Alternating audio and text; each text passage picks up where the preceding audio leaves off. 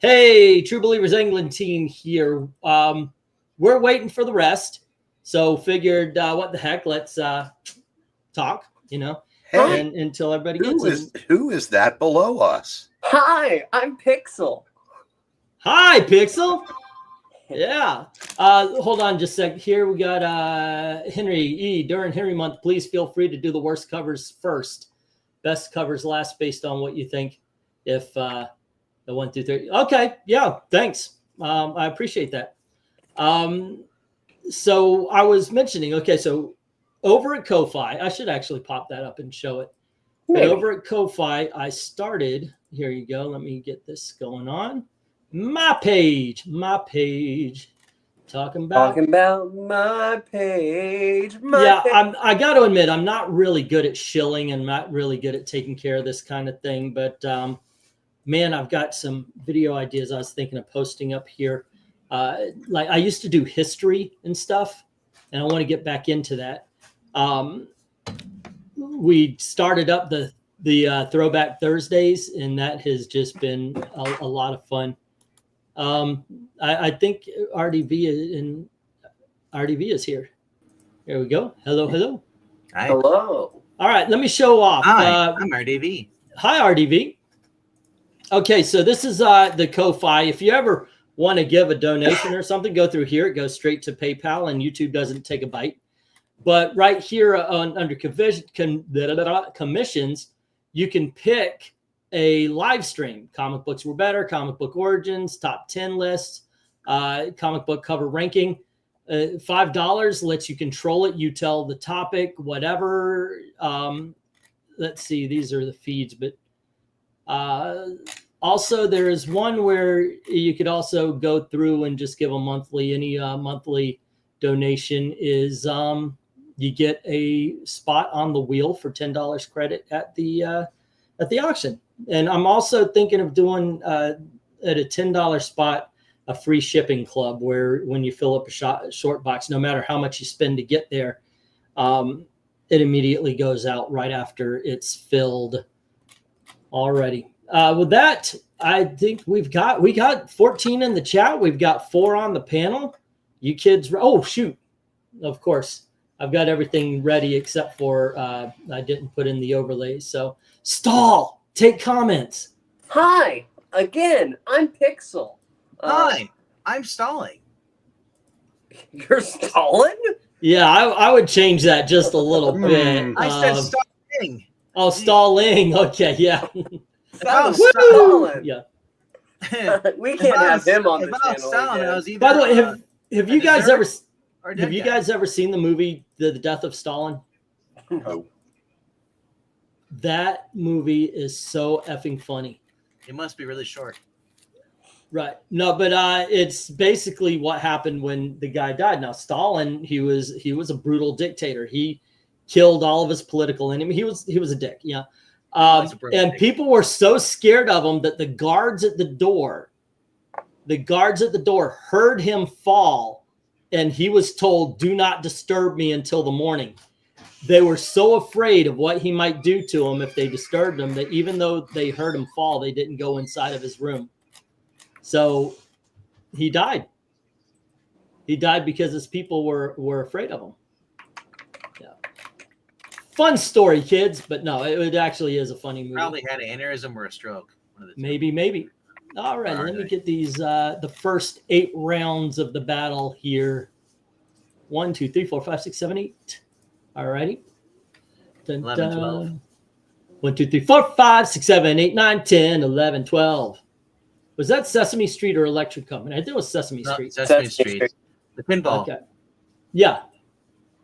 All right. That's 4. 1, 2, 3, 4, 5. Okay. I need 3, 6, 7, 8. All right. Let's get the 3. Whoop, no, not that 3. Give me a 3, a bouncy 3. You keep doing that. Yes, it's a Martin Short thing from Saturday Night Live when he was on it. 2, 3, 4, 5. Okay, I need 6. Man, his time on other must have been short. Yeah. Yeah, VENKMAN, you're gonna enjoy Dynamite tonight, I believe. Oh, I'm sure I will. Looks pretty stacked up. The last match was effing phenomenal. Except for Hangman looks like the little Dutch boy with that new haircut. Well, he's the one he's had for a while. No, I think he got some more cut off. No. Well, he used to be down to his shoulders. Yeah, it's not anymore, and it needs to be, or he needs to go the Kyle Fletcher route and cut it all off. Yeah, right. He looks kind of dorky. What's your feelings on Stokely being back? I think it's great because FTR doesn't have that.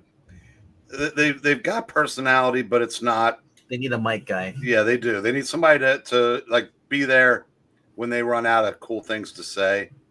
You know, probably the best thing I've ever liked MVP in is just being the manager. I never cared for him as a wrestler. Well, there's nothing about him that stood out. Yeah. So I like him. I like him with the Syndicate now. Yeah. That's why he's still employed. I'm a big kid now. 1, 2, 6. We heard people. That's literally their song. Okay. It works out pretty well. All right. I just talked to a girl who had a laugh of Say the count who loves the count. She thought the comment was funny. The Count? I just talked to a girl who had the laugh of the count who loves the count. Oh, that guy? The Count? Yes, the count. They're really Sesame Street. Yeah, she thought Okay. that comment was funny. All right.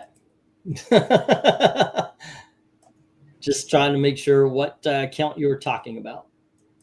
So right. she laughs like literally. She might be a vampire. I'm just letting you know. She's from Transylvania. Transylvania. Aha. 1, 2, 3, 4, 5. And for old time's sake, how's it going there, little Rhaegar? Hello, little Rhaegar. That's okay. Just let it happen. It's all a dream. Look, it's Eric Breen joining us. Hey, Eric, what's up? Long time. Long time. No see. 1, 2, 3, 4, 5, 6. Right. How's it going there? Yo, how's it going, guys? Well, once again, I thought I was all set up. Little problem here, but I think we are ready to go here. 1, 2, 3, 4. How's it going, Desert Rose? Great to see you. Did you bring Sam? Or is Sam at home? Okay, all set. We've got our round 1, fight 1. I know it doesn't sound good as round 1, fight, but there you go. Except for I put round exclamation point. Fight. Say, if you wanted the Legion of Doom, you could have just grabbed this week's cover with those finest. Okay. For the thumbnail. All right, now just to give everybody a heads up, this is, of course, the bracket fights. The winners of the last 16 rounds going up against each other, kind of, in bracket fights. I always thought bracket fights were a little bit weird, but hey, what's up, comic book collecting quests? But let's get this thing going and see which one wins the season. You know what? I got a good idea too. But we'll deal with it as I guess we could deal with it as weird. That's Josh. He was on the fossils with us tonight. Hello, Josh. On the fossils with him tonight. Was he a caretaker or a fossil? I don't know how old he is, but he showed some cool science fiction books. Yeah, like amazing science fiction stories, stuff like that. Nice. It's always great usually when people grab and collect stuff from your childhood. But I do have a bunch of them out in my garage. Yeah, you said you got a bunch of back issues. Is that part of them? No. I said, that guy that had that collection that we bought when he passed about 20 years ago. Yeah, he had hundreds of those, and they're in boxes that I can no longer lift out in the garage. What book? Yeah, there's like all those science fiction and pulp books that ended up becoming like digest-sized magazines. Oh yeah. in the 50s, 60s, and the 70s. He showed some of those tonight, and I've got hundreds of those in my garage from probably the oldest, probably like mid to late 50s. Right, but so Josh says he's a fossil in training, just like me. Your mentor for the evening will be Jackson. Unfortunately, those boxes are heavy as blazes now, and I can't lift them. Yeah. Well, what you could do if you really want to, you could take like 30 million trips, just taking like magazine by magazine by magazine. Well, I have to get to them first. Oh, they're buried. Yeah. All righty, all set, all ready. Sorry about that, guys. Let's do this again. Breen's place has to be like the comic mecca. R1, Not anymore. round one. 1 point was Fight one. So Breen was here first, so he can lead us off on this one. All we need for all of these is your favorite, kids. Don't need the best and worst. All we're looking for is the favorite. I think the first one, in all honesty, is going to be kind of a beatdown. But Breen, you were here first. Oh, I feel sorry for you. So here we go. First round is the Secret Society of Supervillains versus Batman 232. All right, Pixel. Yep. I thought it was One or Breen two. first. It was Breen's first. Okay, Eric, Breen. One or two. Two. All righty. Pixel. Hi, I'm Pixel. Hi, Pixel. Yeah. Hi, other Breen. This is two. All righty. Next up is RDV 2. and MK. What do you think? Secret Society or Batman and Robin? I guess I'll.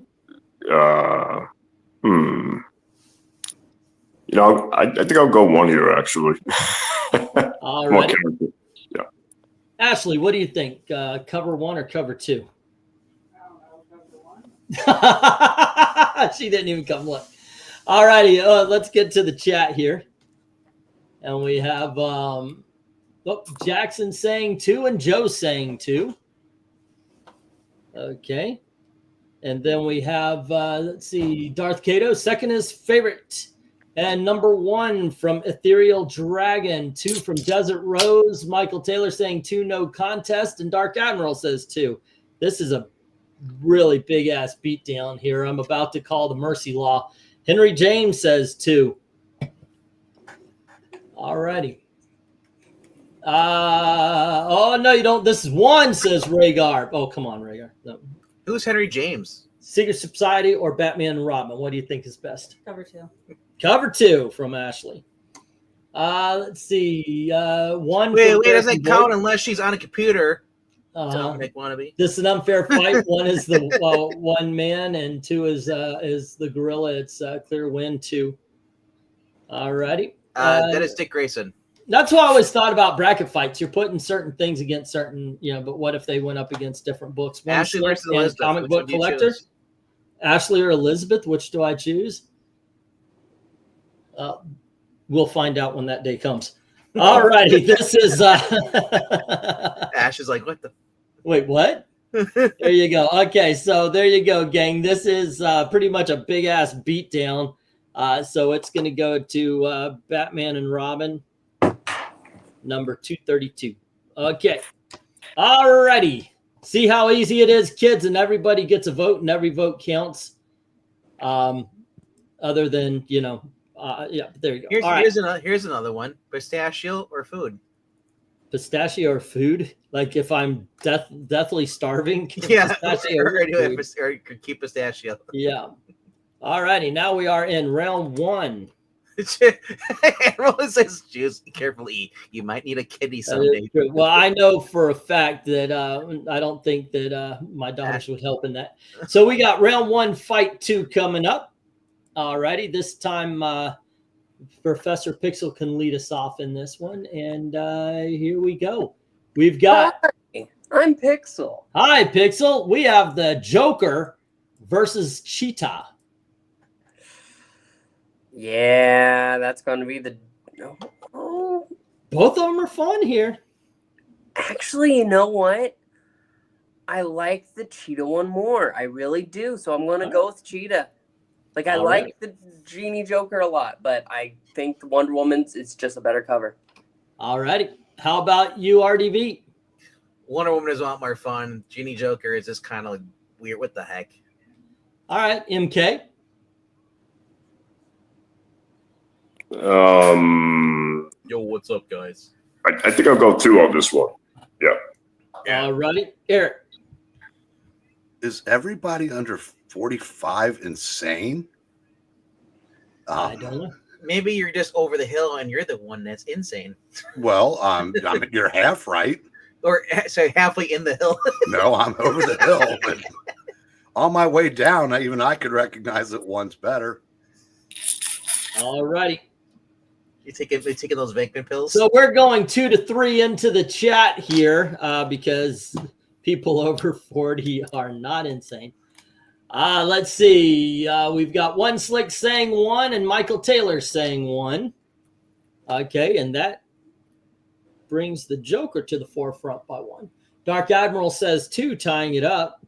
And then Joe says 2 and puts Cheetah in the lead. But here comes Desert Rose tying that up. And then let's see. Did I skip Ethereal Dragon? Oh, Wonder Woman. Okay, I didn't see the number. All righty. So as it stands, Wonder Woman 6 to 5. And then Joe comes in with a 2, so it's 7 to 5. Wait, no, I counted Joe's already. And Desert Rose. It's Glinzer next with a 2. And then we have I'm Lost in a Time Warrow, says Henry. Okay. I think he meant Time Warp. All right, but Austin says 1. It's close, and Jackson says 1. And then we have Darth Kato saying 1, but Eric and Boyd comes in with a 2.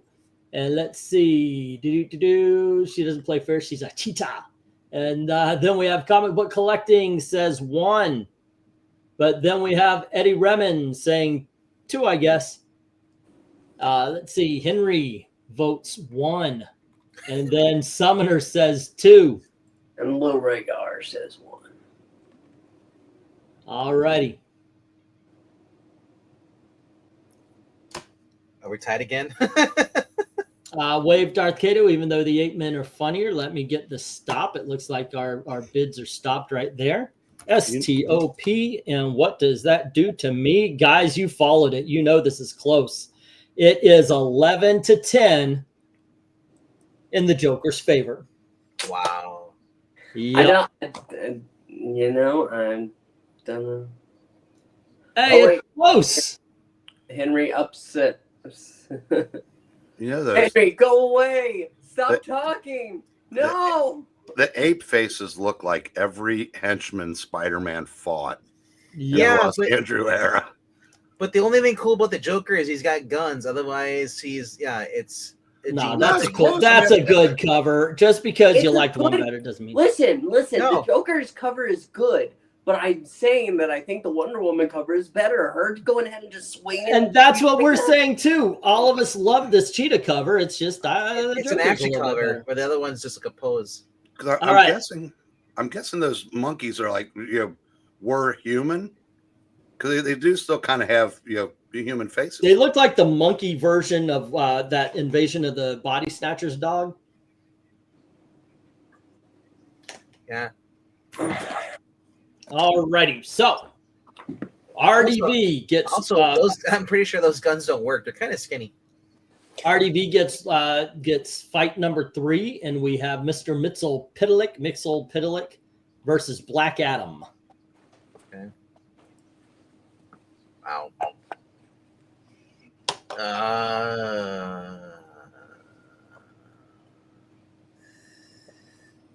This is tough. I know, right? Because I like them for different reasons. Yeah. I'm going 2. As much as I love DuckTales. Right. All righty. MK, what do you think? Mixel Pitalik or Black Adam? Yeah. I'm going to go The Rock here. Yeah. All Yeah, right. Eric, what do you say? I think I'm going with Scrooge McPixelick. Okay. Pixel? even though I'm hearing words that are far too much like Pixel. I know, right? Go with your cover. I gotta be honest here. I like it a lot, but Black Adam's is better. All righty. So we are once again leaving 2 to 3 because I picked the Mixel-Pitalik cover. Let's go to the chat and see. Pixelic. Mix Pixelic, yes. Well, not even that. It was a tough choice, says Dark Admiral. Talking about the other one. The Joker is overrated, says Joker. Got to read bracket fights. Tough gig, says Henry. The Monkey Men look like the Pep Boys. What do you mean you are choosing Dwayne The Rock Johnson over me? Dark Admiral said I was thinking the same thing about the dog face, I think. All right, let's get into it. Eddie flat out says 2. No question. Okay, then we have Glenzer and Michael coming in with 1s, and the game is tied up again. But we've got a 2 from Jackson Roykert, and then we've got a 1 from Darth Cato. Next up, we have 2 from Eric and Boyd and Comic Book Collecting. There we go. We've got that, or the artist is just bad at drawing monkey faces. Yeah, it could be. All right, a 1 from Joe, a 2 from Desert Rose, and from Henry. All righty. Oh, shit, my pen's breaking like a pencil. That's weird. 1, 2. And then, let's see. 1 Slick says 2. Dark Admiral says 1. And then we have, I'm surprised at myself choosing 2000's cover. Give it a 2. All righty. And then let's see. Black Adam Superior, says Rhaegar. I'm assuming there's a number attached to that somewhere. Nope. Okay. Don't make me figure things out, guys. Let's see. There you go. And then we have 1 from Summoner, and we have a 1 from FRAGMINION. What's up? Dragon picked 2 by saying 52. Oh, okay.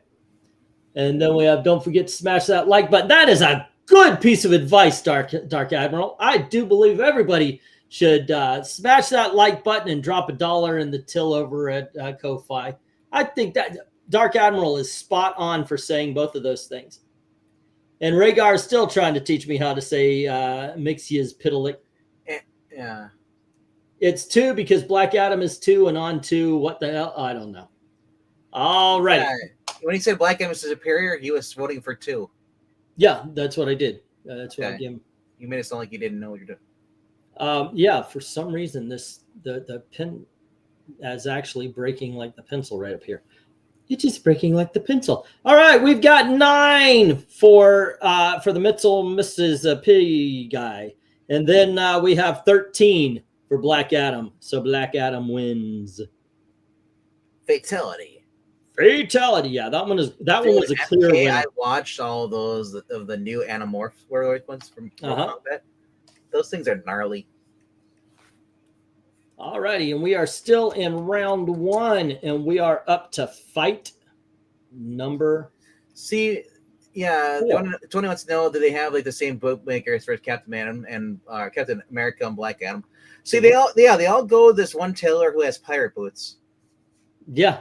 So I got an overstock. Who am I selling these to? And then all the superheroes came in. They're right next to the purple pants that stretch. Yep. All righty, MK, you're leading us off on fight number 4. And what the F? Okay. What's up, Black Bark? Oh, yeah. So eating something here.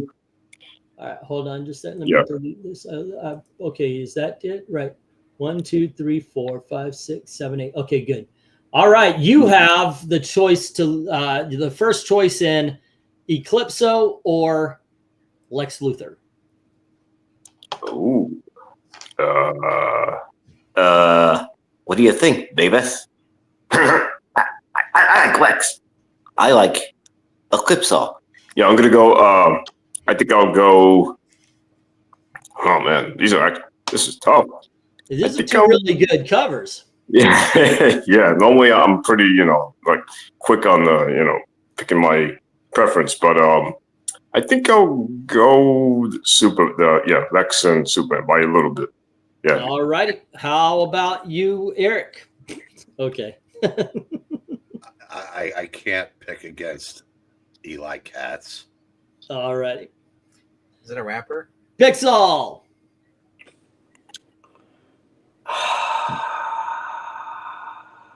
He's dying. Oh no! Get him oxygen. Well, he's going to be dying in about 32 minutes. We all know. No. He's That's gonna when feel he'll like be he sleeping. wanted to. This is tough. This is actually very tough because that Eclipso cover is really good. It is. It's too good. I have to go that. I'm sorry, Lex. I know. I you're was actually comfortable. surprised that Amethyst pulled a cover off like this. But yeah. All righty. RDV. 1. Okay. Wow. So freaking tough. I wanna support Eric's boy here. But, 2 is a clickbait cover, unless he's that giant in the inside. I don't Oh, shut up. care. Oh goodness, because I'm breaking a tie here. It's 2-2 right now. You know what? Part of me wants to see Amethyst go as far as she can.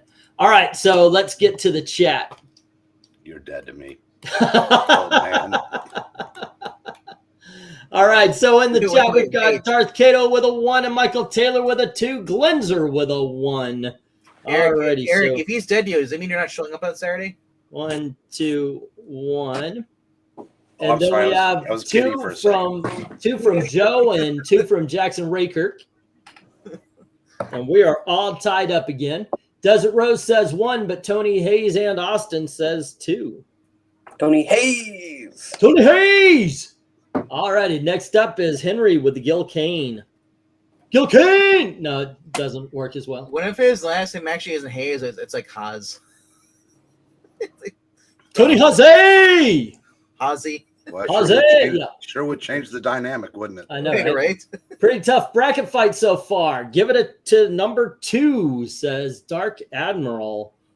All right. I mean, one has a hot blonde and one doesn't, right? Right? Me, Yeah. But no, I think you're wrong. Lex was redhead. He wasn't blonde, right? Yeah, he has red hair. Yeah. Okay, so he's a ginger. We don't like ginger. Eric and Boyd and Ethereal Dragon say 1 with a tough choice Dag Nabbit coming from Eric and Boyd. I don't know who Eli Katz is, but Amethyst clearly looks better, says Rhaegar. Sounded like Pixel was smoking pot. Was.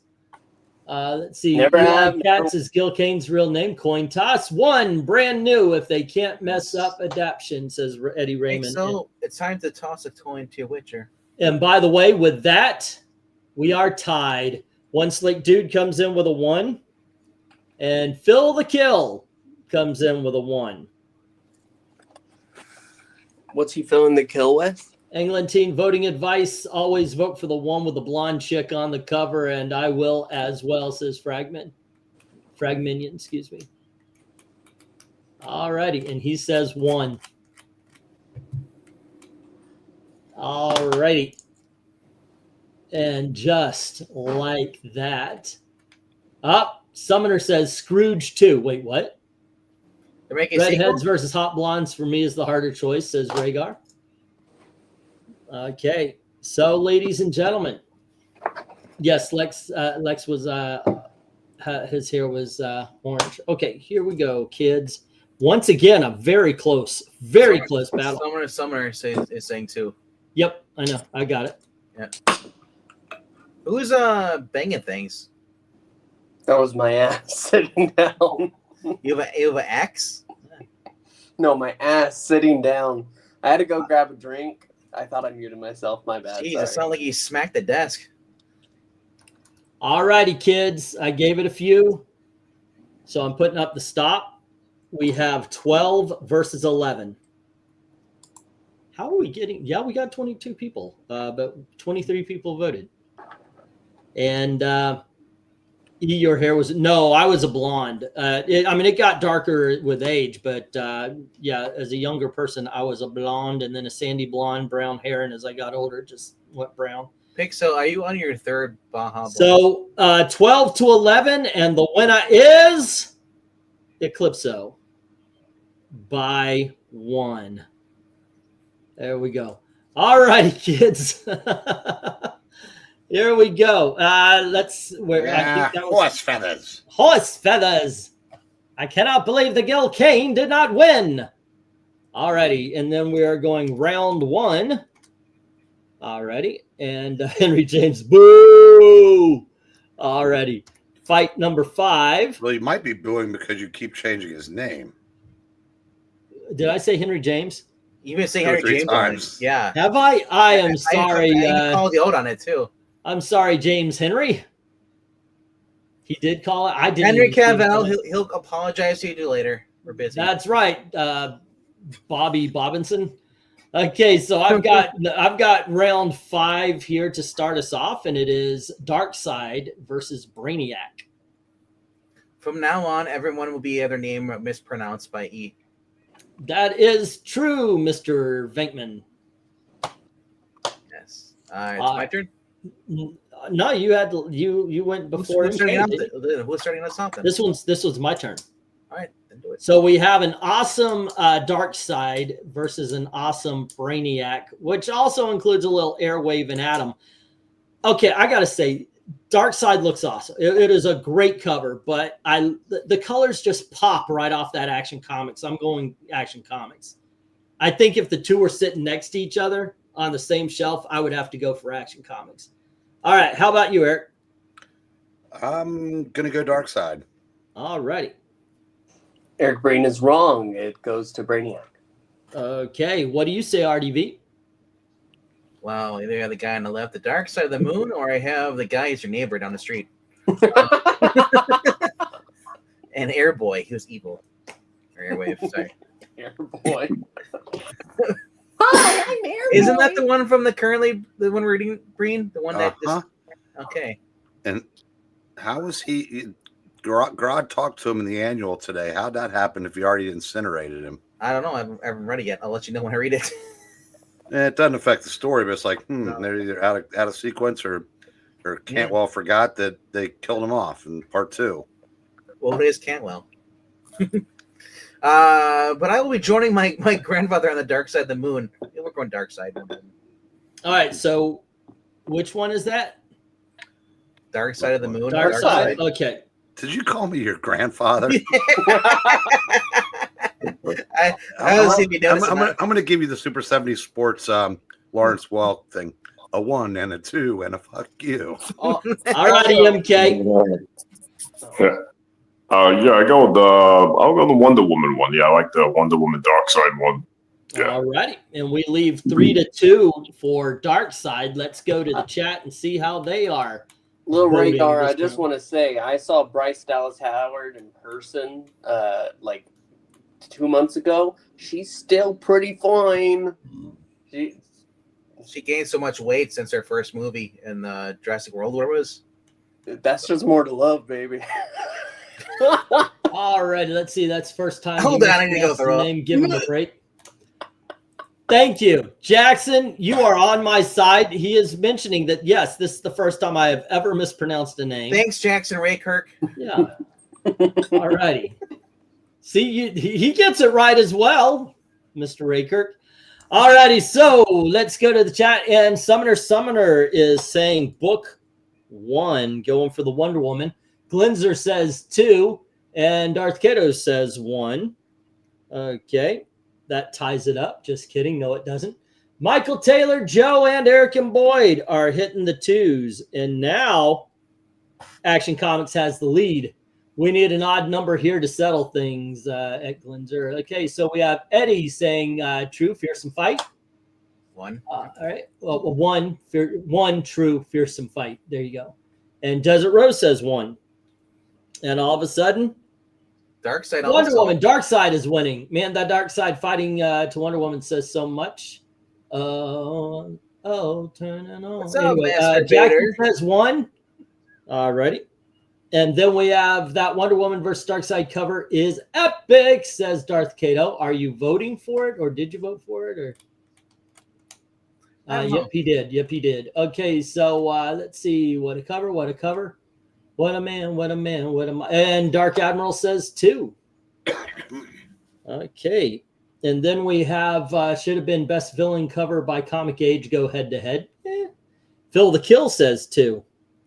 And Austin says 2. 1, gotta back classic art versus flashy mod.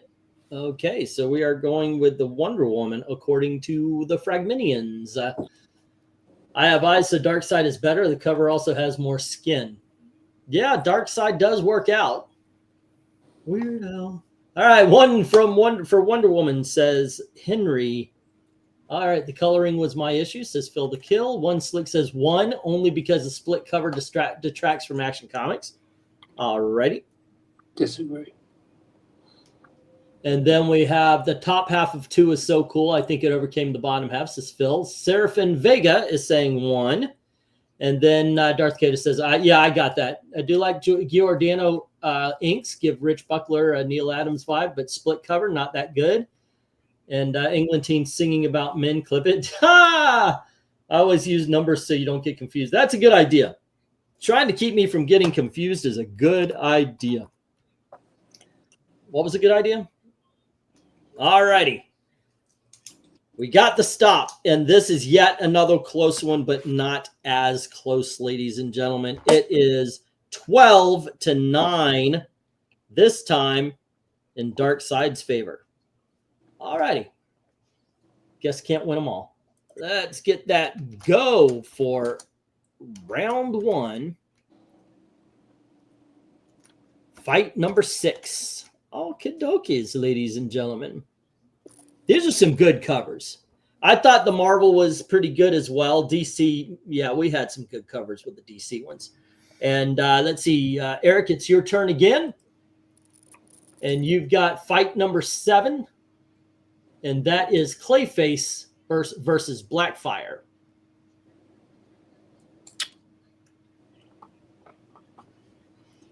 Two. All righty. Pixel. This isn't a question, it's 2. Okay. RDB. I guess I'm the contrarian because I'm going 1. I knew you would. You love those adventure comics. All righty, Kim MK. Series. Kim K, what'd you say? Let's see here. I guess I'll go 1. Yeah, I'll go 1. Yes, join me and Joe on that. All righty. We are tied, but I'm looking over at the side here. I think we have a clear winner on this one. Okay, count them down here. Gee, I wonder what they're voting for. 2 things. George Perez. Name George I can Perez. see Okay, that third One one. Slit, Glenzer, Michael Taylor, Comic Book Collecting, Ethereal Dragon, Desert Rose, Eddie Raymond, Dark Admiral, and Phil the Kill. I'll give 2s. Joe gives a 1. Are So you we got kidding me? 9 2s and a 1 here. The guy named Masturbator chose 1 and not 2.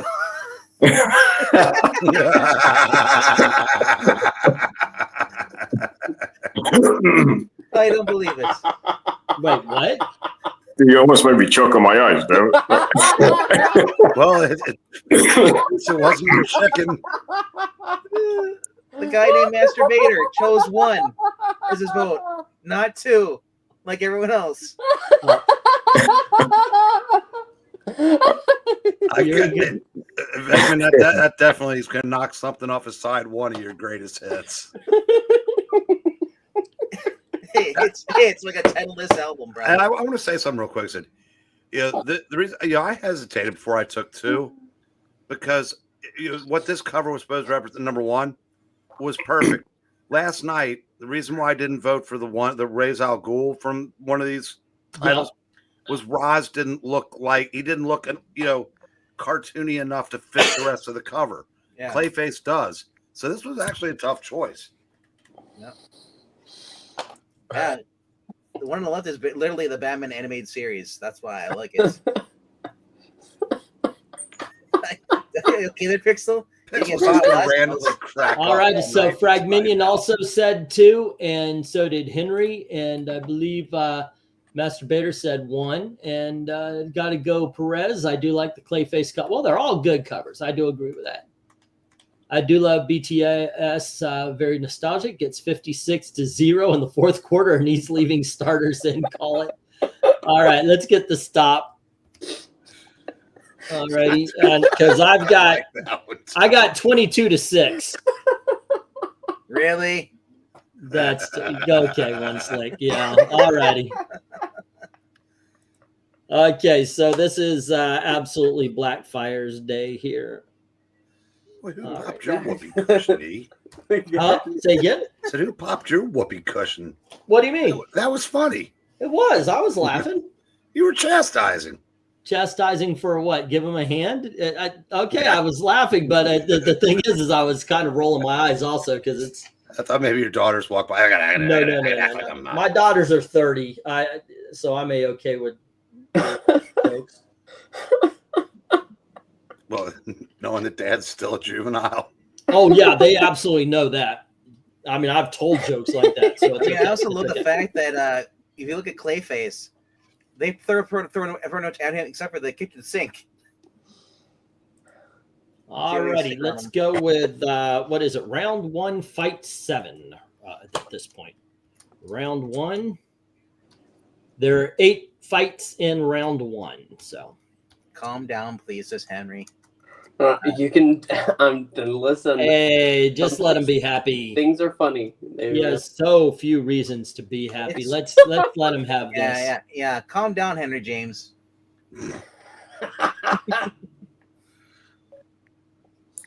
All their hands are smaller than pixels. Tiny pixel hands. Tiny baby pixel hands. They did.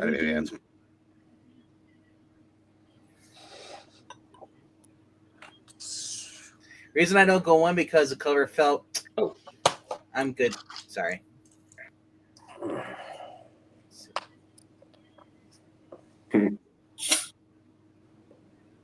Okay, hold on just a sec. Yeah. It looks more like the sisters are fighting over. Did you take my hairbrush?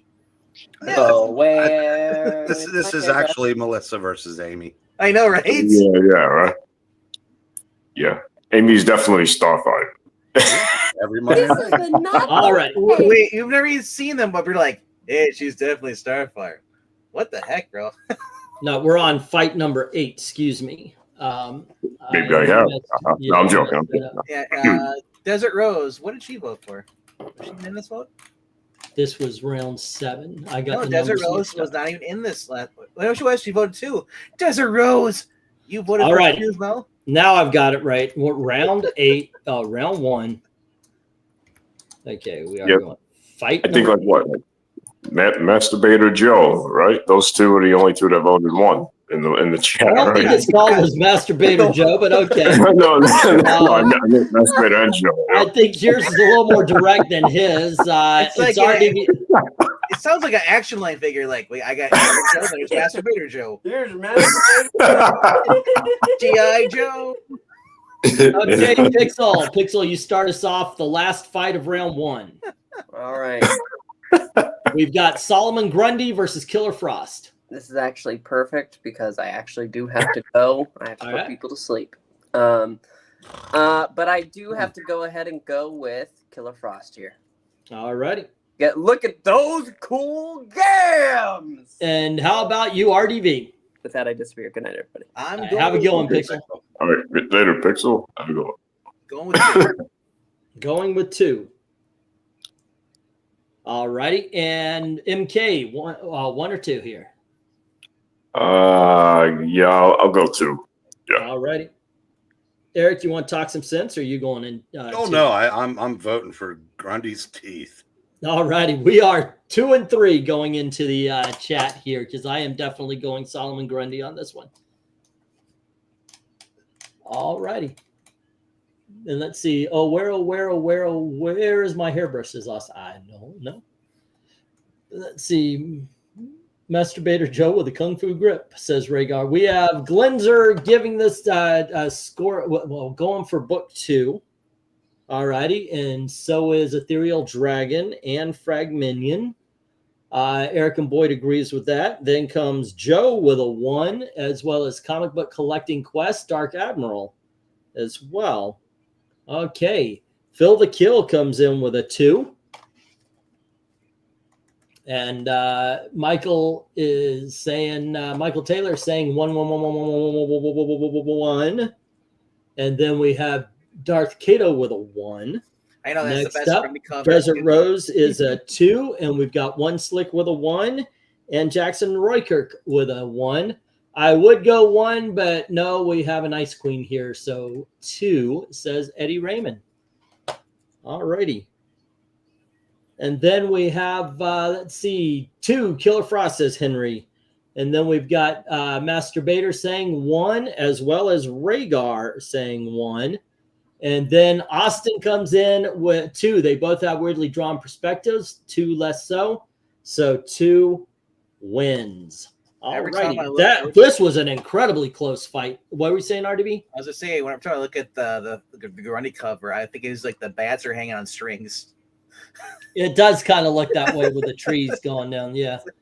All right, let's get the stop. Glenn's over here using words I got chastised for using in public. Masturbators. Yeah. All righty. This was, by the way, this was 11-12. This was another really, these have been really close. But in this case, Grundy has 11 and Killer Frost has 12. So Killer Frost wins. Well, it's gyps on a slur, is it? Getting gypped?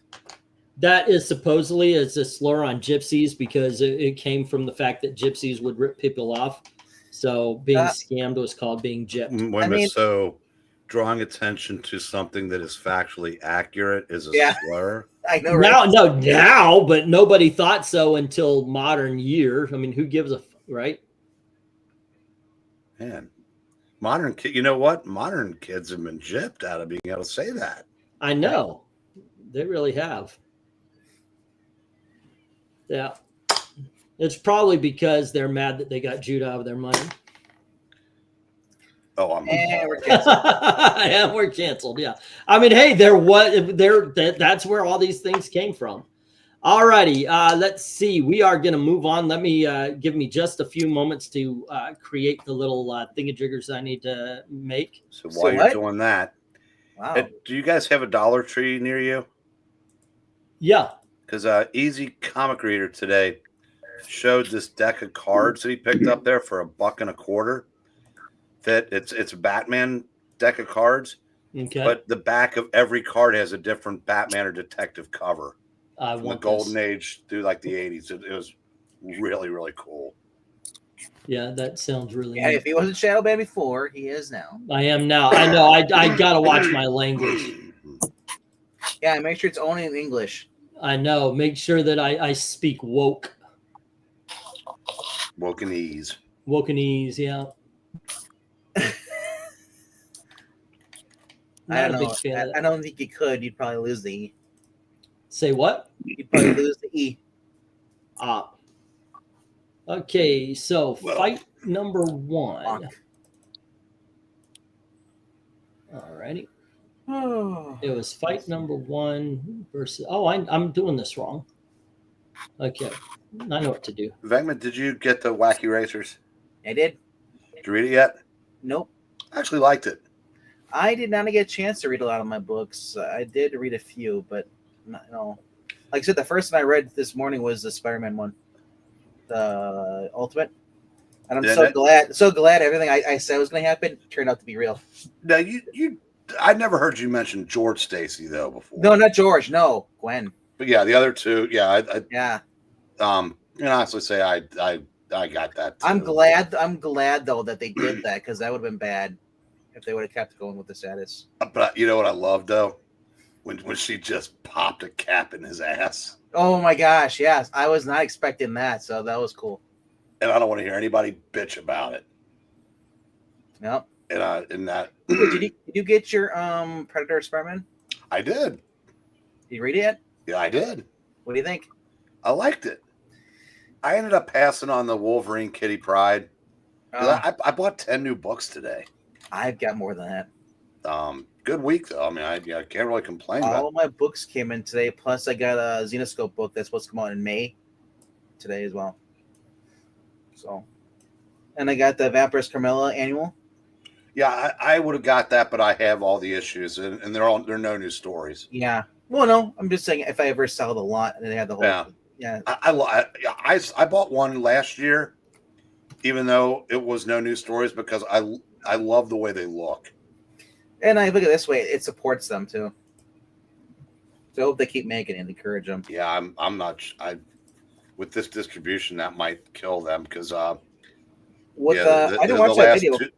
The last Shutter and Vampir's Carmilla haven't come out yet. Yeah, 26. Yeah, and they're soliciting the next one. Already? Yeah, I said I hope it's not good. I really do look forward to those. I mean, they're not great, but they're callbacks, and I like that. Yeah, so I had my shop guy basically look to see what's going on with 26, see if he can order it.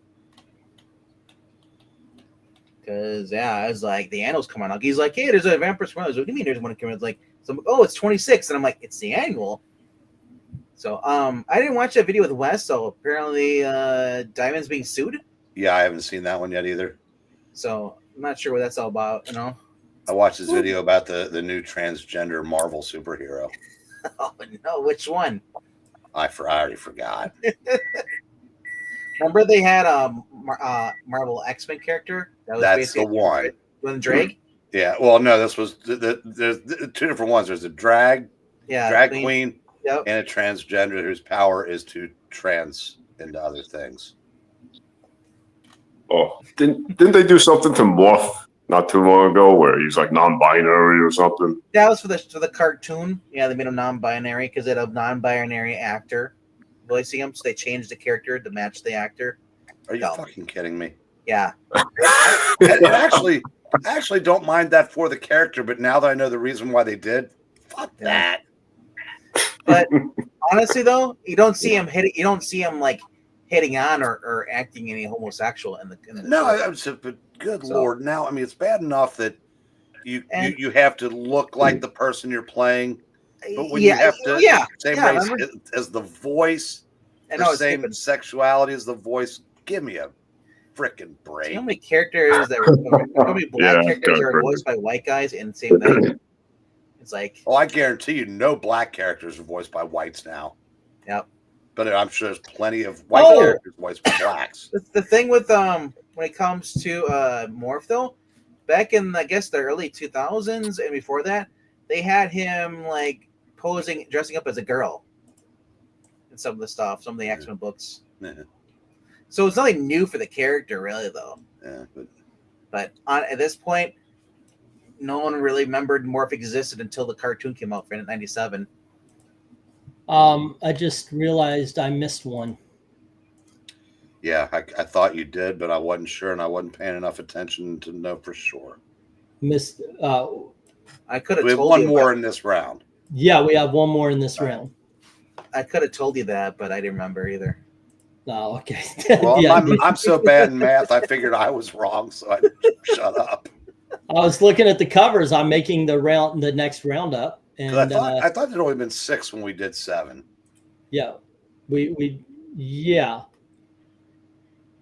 missed round 5. So, all righty. 8, 7, 8, 6, 7, 5, 3, 0, 9. So, do you know who was missing? Nope. All right, let me load this up, and we'll do one more bracket fight here. Was it Rachel Gould? Nope. No, that was first. Was he? All righty. Let's see. I think it would be. Well, Eric, you just lead us off. Uno. Oh my gosh! Don't let us down, Masturbator.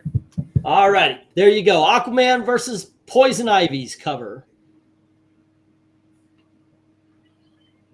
Eric, what do you say? I already voted. Uno. Oh, Uno. Okay. I'm getting ready for the New America. And RDV? Dos.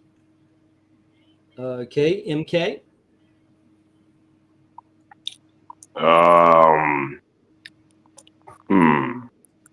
Yeah, I guess I'll go 2. All righty. Well, we're 2-2 going into the chat because I voted Aquaman, obviously. You guys voted for Cheesecake last time. for the Glinzer Starfire. says 1. So does 1 Slick Dark Admiral. Glinzer, 1 Slick Dark Admiral, Michael Taylor, Desert Rose, and Darth Kato. That's 1, 2, 3, Guys, 4, you 5, don't and have to vote 6. for the black character. I completely forgot this 1939 Alex Raymond newspaper for that was a nice surprise. Cool. Yeah, I had it on the in the pile for you of the bigger books you bought, and I forgot to send it last time. I was like, wait, who did this? Because usually I started to write the name and the oversized stuff, so I don't get confused. But I was like, oh my gosh, no, that's awesome. Send it along. I'm glad you like it. I hope you enjoy that old stuff. It is a 1970 reprint of a 1940s newspaper insert. All righty, then Jackson and Joe says 1, but Eddie Raymond says 1. All righty, I so just don't get it. see. I mean, Cyborg, but you get it. Austin says 1. This is not the cheesecake they're looking for. And then Neither was Teen let's Titans. see. That was just a good Give this cover. 1 to Spike. I know, but that was Because cheesecake on it's 2. It's Starfire. And then we have, I got a Hondo Naka action figure off eBay, 3.7 inch. That's cool. Wow, that's really, really big. Okay, so Master Bader says 1. I am Master Bader, not Master. So there you go. Thank you. Actually, I forgot to say Tony Hayes says 2. Plus your Aquaman name on this channel is actually pronounced Governor Bader. That's I right. gotta respect the Yeah, detail we of 2, forgot about says that. Bill. 1, and just tell Marani we all voted for 2 if she asks. Governor Bader. All righty, and Henry says well, it's 15-3. By the way, so Aquaman definitely moves on. That's all right. This is still a great cover if you own 2. Yeah. Okay, let me see. The last time you'll see a cover like this, and the interior will be good. You're not lying there. No, because the new Gotham City Sirens sucks so bad that they're renewing it. That didn't come out this week, did it? No, but it will be soon. I don't know. Did you look at next week yet? Did not. I can't even come close to getting 5. Well, I was talking to my LCS owners, and I said when it comes to like comic books, at the end of the week is when they drop everything. It gets pushed back. So I'll probably next week I'll probably have a few books. Well, they're probably I mean a lot of big name titles come out, but the big name stuff sucks. Space Quest is out next week. Johnny Quest and Space Ghost. I didn't see that. Oh, that's next week. Me must investigate. Me must. Thundercats. Hey, that's right. Where was the Bizarro cover? I don't know. Did I not include that either? Well, let us down. How am I getting 16 here? 1, 2, 3, 4, 5, 6, 7, 8, 9, 10, 11, 12. Did we do Bizarro? I don't remember. think we did. No, we didn't do Bizarro. Yeah. Yeah, because I'm looking at 16 covers here. Bizarro ain't one of them. What kind of shit is that? I know, right? Only had 16 I'm spots. quitting this channel. There you go. That again. Yeah. You know what? From now on, I'm just not joining the auction anymore. All I'm right. going on Saturday nights. 1, 2. Wait. And I'm taking Breen with me. Okay. I'm not finding this next week's. No. For May 7th? Yeah. It's probably at the bottom. Okay. Sorry about this, guys. I've got to redo the first, but we had a little bit of a. I had a little bit of a mistake there. Okay, and 5 was Aquaman. No way it's that far down. It is that far down. Number 6 was, let's see. It's right next Free Planet and Hercules underneath the Justice Runs family. Okay, I missed it. Yeah. Let me go Pop back Kill's to out the- next week too as well. Number 3. Forget about that. 7. What is? Pop Kill. Oh yeah, that I did see that one. Oh, so I got more. Teen Titans Go. It was.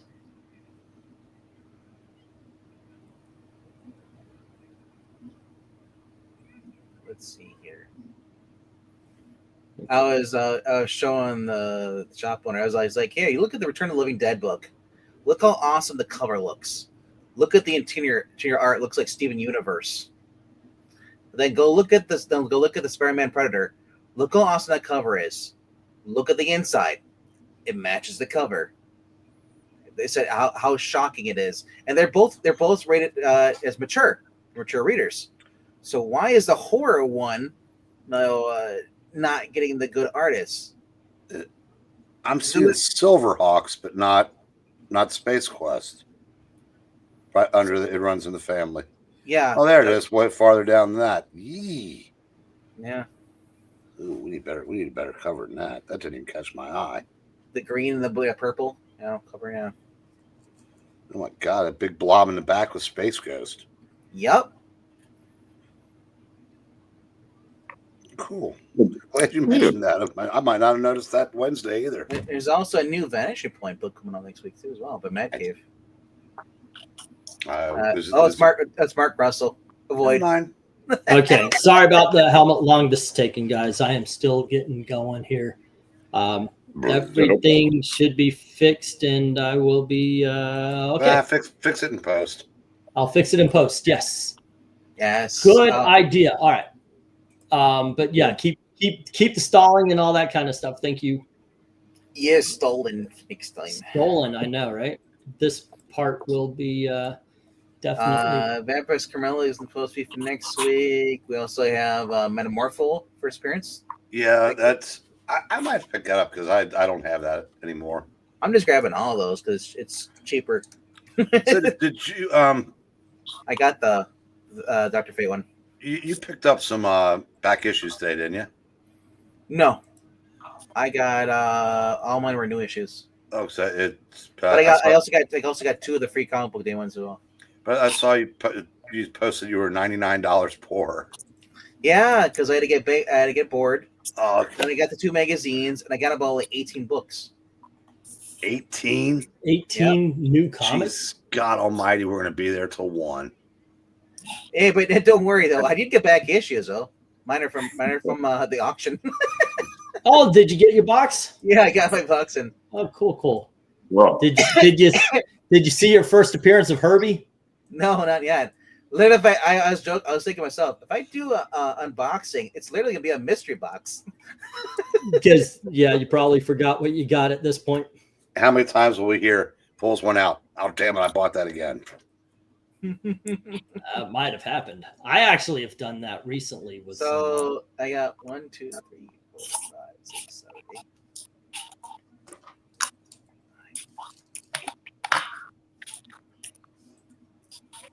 That is. Did you get the Green Hornet Miss Fury? That was last week's. No, we didn't get till this week. Yeah, I think Oh no, I did pick that up. Yeah, but I think that was last. That was like it was supposed to be last week, but it didn't come out. At least not where I go. That was excellent, by the way. Yeah, I gotta look through my things. I got a bunch. oh, I got the Savage Sword of Conan, plus the Vampiress Carmilla.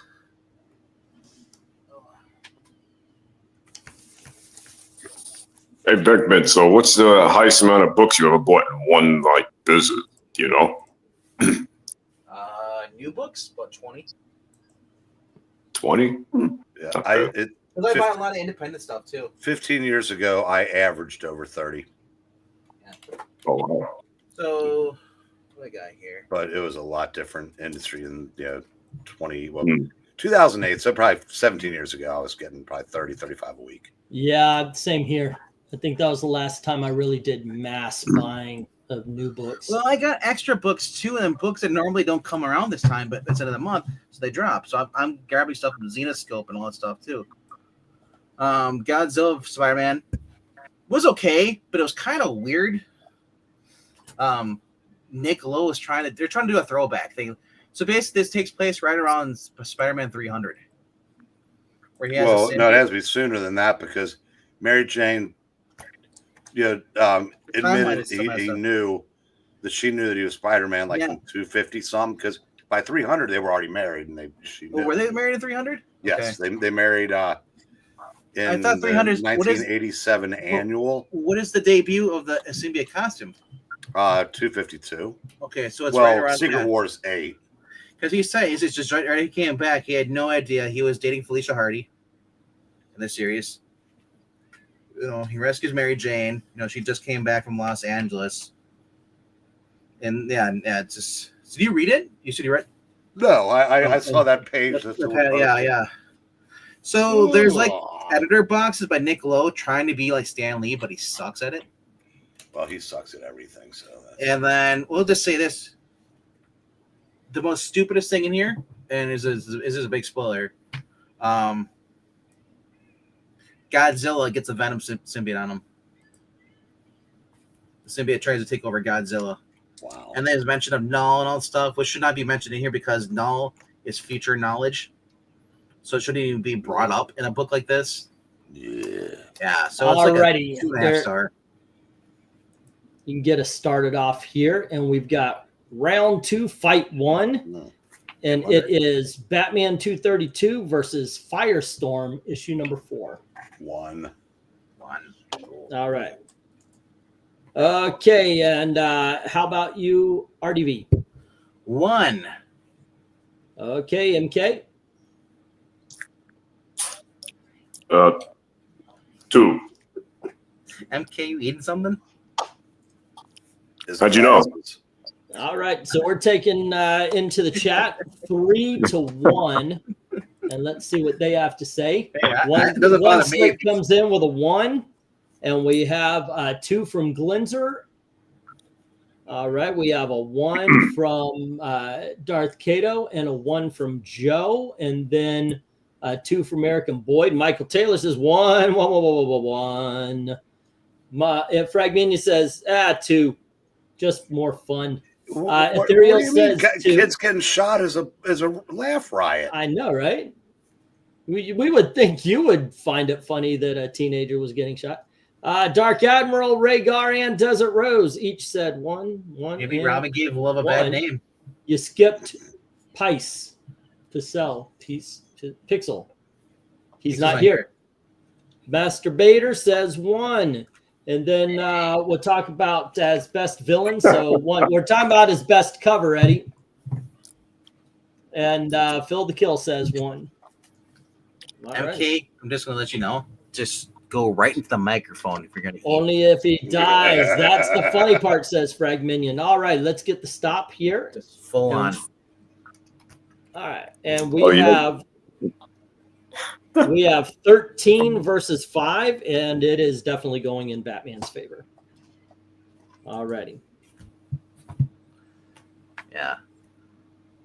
Next up, we have, let's go for round 2, fight 2 with RDV. R2, F2. There we go. And here we are. RDV, you get the fight between Joker and Blackfire. Gee, this will be a tough decision. This time I'll go for the boobs, too. Okie dokie. Thank you for noticing. All right, MK, what do you say? Joker versus Blackfire. Well, I have to tell the cops something.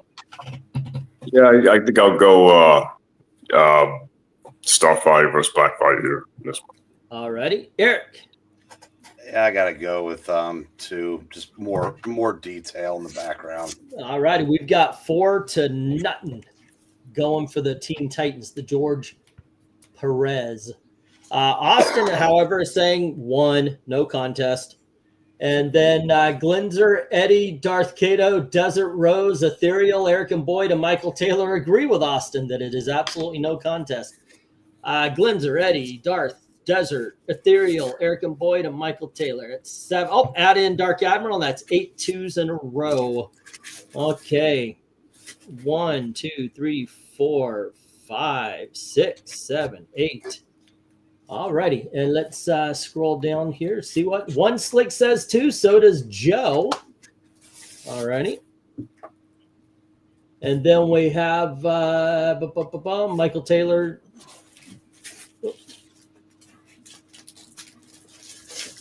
Says 1 is okay, and then we've got 1 is the loneliest number.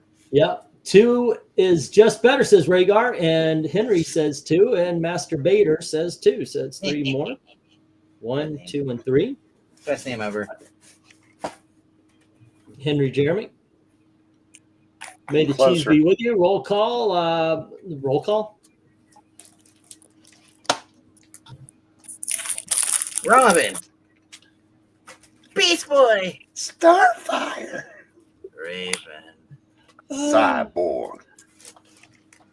Murder. April.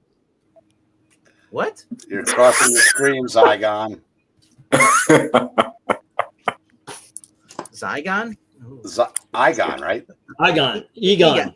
Egon. Igon. I like Igon. That's Egon, take me away. awesome. Oy. That totally sounds like a new build. Igon. Egon. Yes. Alrighty, let's go for the third fight of round 2. Fight 3, and it is MK's turn to lead us off on a fight. And this time it is Mr. Mitsapitalik versus Darkseid. So which one won? Oh, that's right. Boobs. Didn't we do it? Yeah, that was first round matchup. No, it was Mr. Mitsapitalik versus Brainiac. Yeah. Oh, okay. I thought Brainiac won. No, Brainiac. Oh, no, it was Eclipso versus Brainiac. This was Something else. Oh. Nothing. And what did I put up the wrong? No, this was supposed to be Black Adam. Hold on, guys. Hold on. Let me fix this. That's supposed to be Okay, Black yeah. Adam. It's I okay. put in the wrong one. Sorry, I'm getting a little confused. All right, let me do this one again. I put up the wrong card. This isn't supposed to be Piddlesticks. It's supposed to be Black Adam. Black Adam won his round. All right, it's still versus Eclipso. It's just, yeah. Eclipso. Yeah, Venkman, did you say you watched the MK movies before? I'm sorry, I was eating something, so I couldn't respond. That's okay. You can respond if you're eating. He doesn't mind. Just make sure you crinkle the bag. I don't have any bags lately. I know I don't. No. Here, hold on. I got a receipt. No, I was watching the animal fatalities. For the animalities. Yeah. Yeah. They just don't make, some of them just don't make sense. Yeah, dude, in the 90s, because if you look at the old ones from the 90s, that's why they brought them back. They made even less sense then. Homelander turns into an eagle. Yeah, I think that was a take on his whole, America. Yeah. I know, but I mean, like, Peacemakers was hilarious, though. A lot of people thought his was hilarious and appropriate. I think he turns into an eagle too, or something. Yeah, does something with the flag. Yeah, it was just so weird. Like, and just like there's so much ketchup being spilled. I have never had this kind of problem doing these things before. I'll talk to Gail about that. Yeah, she knows. Oh. Alrighty. There we go. Sorry about this, guys. There you go. Yeah, we're good. If you've never been to an Angle Steve stream, you've never truly lived. That is I've been saying that forever and a day. If this is the highlight of your day, you've never. Speaking of things taking forever and a day. Yep. These are the streams they show you in school when the teacher's gone. In fact, I think Linzer put it best. Oh, you know what you should do one of these days? We should do a tier list based on everybody's here's names, from best to worst. just the usernames, I don't know. Linzer says, "Good night, Eric and Boy. Enjoy your breakfast while E wraps up the show."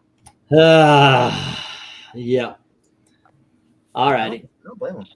I apologize, guys. Seriously, I've never had this kind of problem before. This has never happened to me before. I swear, all righty, let's try this again, MK. Black Adam versus Darkseid. Okay. All right. There we go. It's updated. Oh, man. Okay. This makes it a little tougher now. Yeah, I think I'm gonna go Darkseid Wonder Woman here by a little bit. Alrighty. How about you, Eric?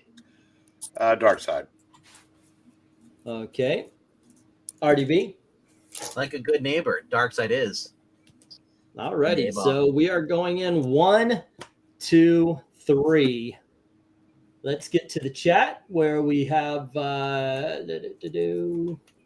me clearly losing this one. Alrighty. So we have Summoner saying 2. Okay, then we have a 2 from Darth Cato, Austin, and 1 Slate. 1, 2, 3. And then Rhaegar says 2. Summoner says 2. Next up, Wonder Woman from Ethereal Dragon. Desert Rose says 2. So does Glinzer. Yeah, nice. And then Joe says 2. Black Spider says Black Adam. It's a massacre, says Rhaegar. Or as Buddy Epstein says in what was it called? Davy Crockett. It's a massacre. Massacre. Dark Admiral says 1. Michael Taylor says 2. Alrighty, this never happened to me before. E's honeymoon. Oddly enough, never mind. Okay, so let's see. 1 from Phil the Kill. E's bracket fight tonight. Coffee makers activate. Black Adam says Henry. And Masturbator agrees. Let's see, 2 for the Wundy Doom. And it is 15 to, let's vote 1 says, okay, so it's 15-7. Alrighty, and it is in Wonder Woman's favor. Always. Alrighty. She's a woman. That is Dark Side wins. Okie dokies. Let's go. That was fight number 3, so it's my turn, and it should be. Let's see if it's okay. There we go. My turn to lead us off, and it is Black Manta versus Eclipso. So let's go round 2, fight 4. There we go. And I am picking Aquaman. Or the Black Manta. What about you, Eric? What says you, Eric? The BREEN. Eric of the Black BREEN. Manta. Okay, and then we have the RDUVs. That Black Manta. Every time I look at it, it's a Cartoon Network drawing. That's what it looks like every time. So it's comical. Literally, doesn't it look like it's something out of C Lab? Yeah, it does kind of look pretty. Yeah. I'm going 1. There, Alright. yeah. So MK. I'm gonna go 2 here. All righty, let's get to the chat. See what they've got to say. jeez. Glenzer is saying 1. And then we've got a 2 from Darth Cato, Phil the Kill, Fragminion, Rhaegar. What happened to you guys? 1, 2, 3, What happened to 4. them? They discovered Joe something? says 1. Ethereal Dragon says 2. Seraphin is voting the right way with Black Manta. Not that there's a right or wrong way, but there is. Okay, then we have Desert Rose saying 2. Shouldn't I be the judge of that since I was Michael stalling? Taylor saying no contest. It's a 1. Comic says 1, and Dark Admiral says 1. So 1, 2, 3, and here comes Austin 1, no question. And then we have Masturbator with a 2, and Henry Jeremick says 1 all day. This has got to be the best Aquaman cover of all time. It's pretty damn close, right? There's some really good Aquaman covers. This is Nick Carty. And you remember the other night we were showing off his stuff. It's really good. I want to 2, but can't trust modern Hollywood, so instead 1, says Eddie. Alrighty, and 1 Slick Dude says 2, and it is 9-12 in Black Manta's favor. Alrighty.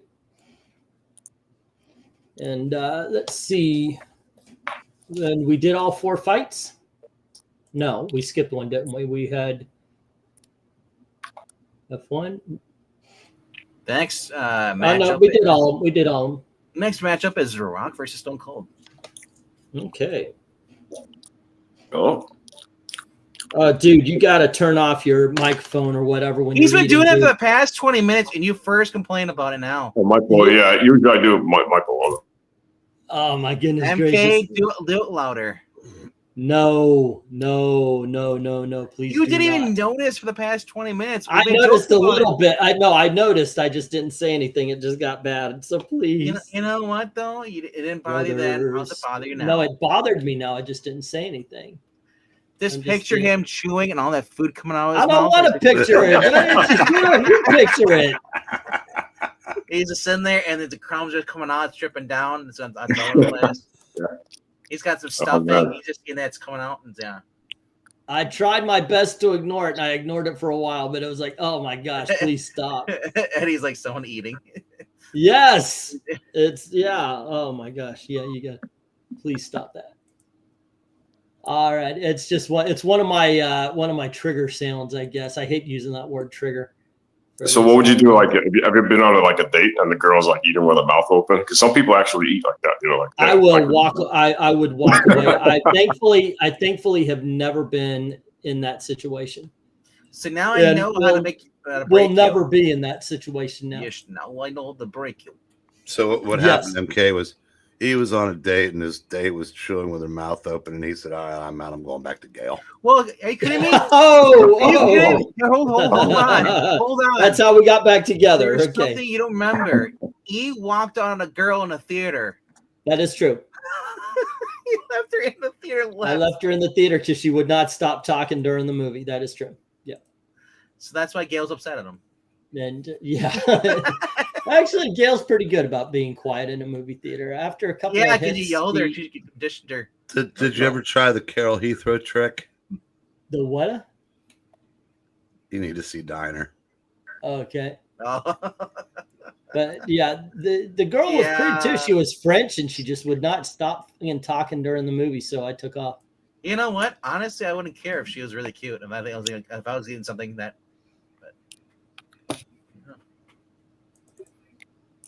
Alrighty, I am almost done here. This one I understand where I went wrong. I was using the wrong tags to keep track of everything. Next time, I would invite her over, and then she could work on my Camaro with me. It'd be great. Uh-huh. Alrighty. People I watch on YouTube all eat into their mics, so it's like listening to the ocean for me. Oh, I hate that. Also, by the way, do you know what else I'm not a big fan of? I see these TikTok people and like the girls are talking while they put on their makeup. I'm like, can't you do that? Or if they're talking and they start eating, you couldn't. Well, they do that. They do that because they're started. So they do that because there are some guys that are actually into that shit. I guess so. Yeah, I guess so. And there's also some women that actually do watch them too. So they watch for makeup tips sometimes. Yeah, you also got so you probably really hate those with the ASMR, the mukbang ones with the girls crunch and they like chew in the mic. I would never watch it. I don't care how hot the chick is. I just don't care. No. Yeah, totally. You know, when they're chewing gum here. No. Much louder. Oh, I don't know why I just did that, but we're on round one. Okay, let me try that again. All right, round one. F1. All right, here we go. Oh man. All right, and let's see, RDV, you want to lead us off here? Round three, fight one is Batman versus Aquaman. Batman versus Aquaman. Robin shot in the nuts, or Black Manta about to slip and fall on his nuts? Yes. One. All righty. How about you, MK? What do you say? Yeah, MK, what do you say? I'll go one here. Uh-huh. Yeah. You burped. Eric? I thought you burped mid-speech because you went super low at the Eric, end. what do you say? One. All righty. This should have been the finals. I was about to say I should have put each one in a different thing, and this would have been the finals. And a different thing. Yeah, because the other two are whatever wins here. I think is going to win over the other two covers. All right. Let's see. We are going 3-1 because I'm picking Black Manta on this one. And now here we go. ASMR would be like begging and boarding. Glenzer and Darth Kato are both saying 1. And then we have Joe saying 1. Comic book collecting is saying 2 because he's, smart about it.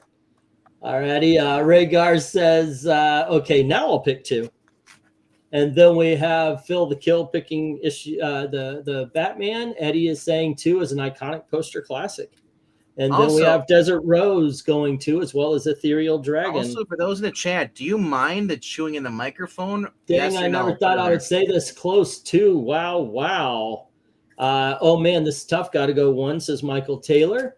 Alrighty, LOL. Sorry, chat, for those who heard the chomping. Yeah. Dark Admiral and Masturbator says 1. So does 1 Slick. 1, 2, and 3. Henry Jeremic is also saying 1. Robin getting shot. Either way, it's a win. Aquaman is better poster material. See, Desert Rose doesn't mind it. There you go. It is 12-7. Indicato. Henry Jeremic says I screwed up. Okay, what do you screw up on? Oh, the fact that he voted 1. It's okay. It went 1. Thank you very much for the $1.99 saying yes. Okay, there we go. All righty, let's go round 3. Fight 2. So yeah, I see you saying 2. Okay. I 2. wasn't paying attention. Who won? Yeah. Batman. Oh. Even with Henry reversing it, it is 11-8. So it was a clear win. It was a clear win. But you're right. These should have been the last one. This should have been the last one. Sorry, sir. Once you vote for president, you can't switch to the other one. All right. Next up, we have Blackfire versus Darkseid. Eric, what do you say? Blackfire. All righty. RDV. Man, it's tough. Darkseid is. Okay. And MK. I think I'm leaning more black side here. I mean, Starfire. Yeah, damn, this is a tough one. Yeah, I think I'll go dark side with it. Okay, you know what they say in the suburbs. Once you go black, your family leaves you. Okay, so Joe says 1. I thought it was with black. You don't leave the neighborhood. All righty, let's see. Joe says, okay, here it is. Joe says 1. Glenzer says 2. Desert Rose and Michael Taylor say 1. All right. Don't worry, guys. We're not a racist. We only play one with racists. We only play 1 on YouTube. Yeah. And then let's see. Okay, hold on. Just 1, 2, 3, and then the part of the racist was played by Zach. All righty. Scratch that 2. I meant 1, says Glenzer. All righty. And then we have a 2. Eddie Raymond says, who you think we are? Jesus Christ, superstar. Who in the do you think you are? Phil says 1. Austin says 1. And then we have Henry saying 1. Perez all day. And then we have 2 from Darth Kato. That pink bicep doesn't do it for me. Oh, okay. I see. It's it. Free shovels. 1 Slick Dude says 1. Masturbator says 1. And Ethereal and Rhaegar say 2 each. So 1, 1, 2, 2. It is 13-5. This is going Blackfire, ladies and gentlemen. Breen, I just thought of something. MK should be allowed to eat on microphone because he's been offending us all night. Because? How am I offending you? It's Governor Bader. We don't use that other word. Oh, we don't use Bader. Okay, gotcha. All right. Or intelligence, apparently. If I use that, then this channel would run much smoother. All right, we got round 4, fight 1. This is going to be a slaughter. I mean, I don't know. Maybe it is, maybe it isn't, because we are talking about it is George Perez versus Neil Adams here, basically. So, there is that. For the win, for the whole ball of wax. The best of the DC. Am I gone? Did I drop? No. Okay, cool. Everything was quiet, so I was like, wait a second. All righty, go for round 4. R4, F1. Here we are, and what is going to take it? Because I mean, it is George Perez versus Neil Adams. All righty, you know what? I'm gonna throw in my bid on this. I am, in fact, going George Perez. What do you say, Eric? You're misguided. All right. Raise FTW. Okay, and raise F2W. FTW. FTW. Who's For the Ray? win. Raise. Oh, Rosh Al Ghul. RDV, what do you say? You earned that.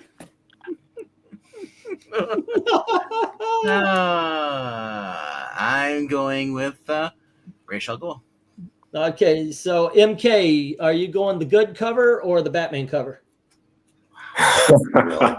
But blue balls versus shot in the balls. I don't know. No, I guess I'll go one. Yeah. All righty, let's go to the chat and see. Wait, are you saying blue balls because they're frozen in space?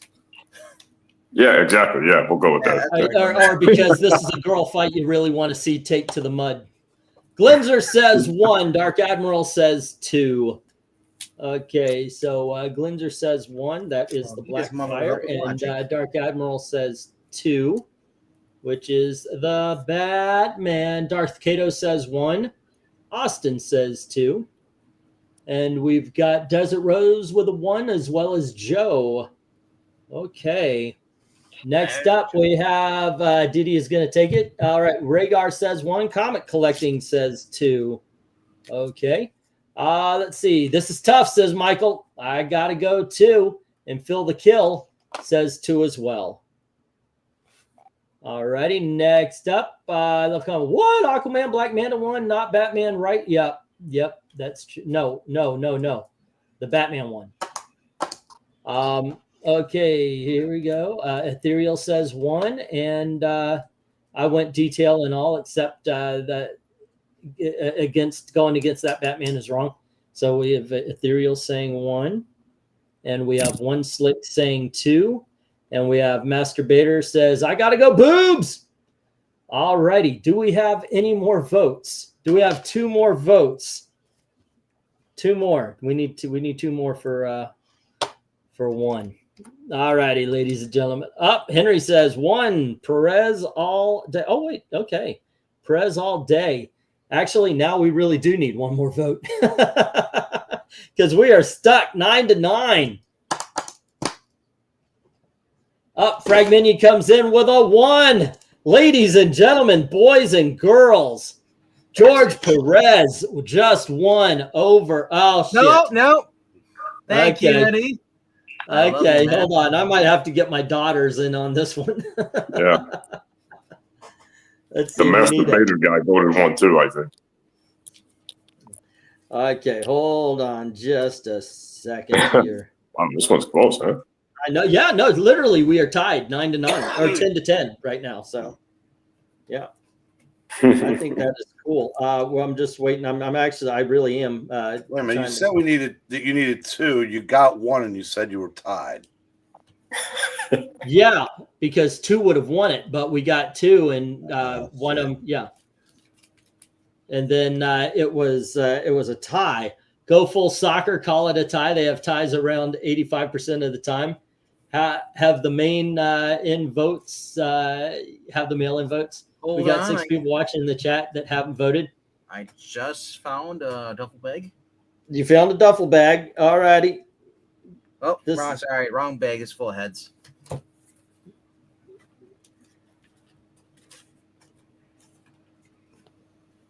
Henry's saying George Perez. I'll just vote again. Screw that. I'll just vote 3 more times then. Right. Pipes burst, then England team puts dead man votes in. Are you calling a lifeline? I am calling a lifeline, yeah. I don't know if this is actually her phone.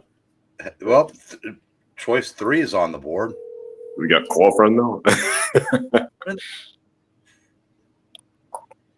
Call vote. She's literally upstairs here. I was going to call one of my And daughters she's down. ignoring your phone call. She is. I know. Hold on. Entertain the troops. I'll be right back. We're waiting for Hendrick's vote. Yeah, Tony Hayes didn't vote it. The wireless customer you are calling is not available. Please try again later. El cliente de servicio móvil al que llama no se encuentra disponible. Favor de intentar más tarde. Message 1, US01LV.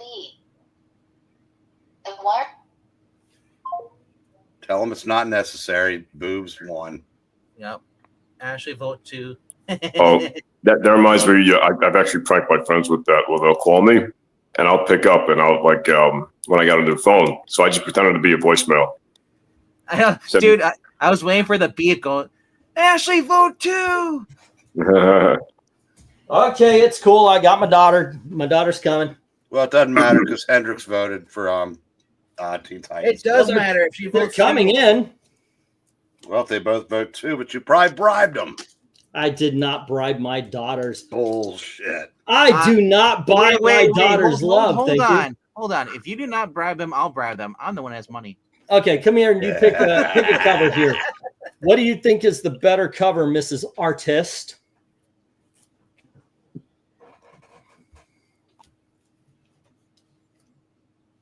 She's thinking, ladies and gentlemen. Yeah, and can you're see over the there. smoke. You're over there, holding up ones. Oh, she did pick New Teen Titans. All righty. Yes. Good. Up top, right there. So now we're talking. All righty. Well, hold on. Wait. No, Ashley came down too. What do you pick, hon? Oh, she picks the other one. She picks Batman. We're in a tie again. No, not. Oh my No, God. because Hendricks came in. We were tied while you're gone. Oh, so okay. We got Batman another wins. vote, and yes, the Teen Titans win by 1. No, Batman won because she just voted Oh, Batman. wait. No, if that's the case, then we're tied again. Hendricks came in. He voted for 1, Yeah, that's Teen Titans. and then No, Teen Titans won because that put them up 1. oh, And that's then right, my you're daughter right. voted, and then my Hey, other June. daughter voted, which means we're tied. No, Teen Titans is up 1. Okay, Teen Titans is up 1. There we go. George Perez over Neil Adams. The way, ladies, it should be. All right. There you go, kids. This one goes into the big bracket fight we're going to the have. biggest Travis Shamockery ever. I know, right? All righty. So, okay. So here's the question. If you had Aquaman, oh, wait, we did have Aquaman versus Batman and Batman won. There you go. Blackfire over Batman. That is awesome. That is E's daughter is the vice president voting. I'm just gonna blame all those who went for the George Perez boobs on Starfire. That's a good damn cover. Let's not reduce this. Let's not be ugly. We don't One have of to be them ugly is an about it. all-time iconic cover. The other one is Teen Titans. I know. We have been hornswoggled. I was besmirched. How We were dare you. besmirched. You are smirched. William Regal's never besmirched this badly. Aw. Hey, it is a good cover. It's a great cover, and you know that. 40-year-old cheese. It's the second best cover up here right now. I agree. Ah, that's awesome. That is awesome. And this has come from the guy who is known as the king of cheesecake, and I voted for Batman. Yeah. That should have ended it right there. Yeah. Oh, that's cool. And it is all about fun. That'd be like if a fat guy walks away from your buffet line, the food probably sucks. I've never walked away from a Quick, buffet. What are you I must talking call about? Wake Up Amy for the vote.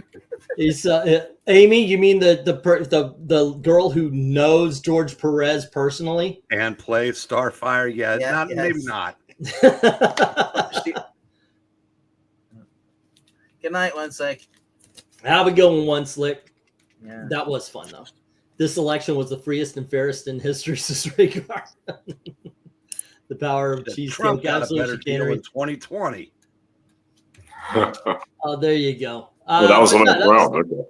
that was a lot of fun. I gotta admit, though, most of those fights were close. You gotta admit that was a good run because of that. What do you mean? If Robert would actually die, then the cover had a chance He was dying on both covers. Boy, the Robin hate. I I know. know tonight was just not good. You guys just all hate Dick.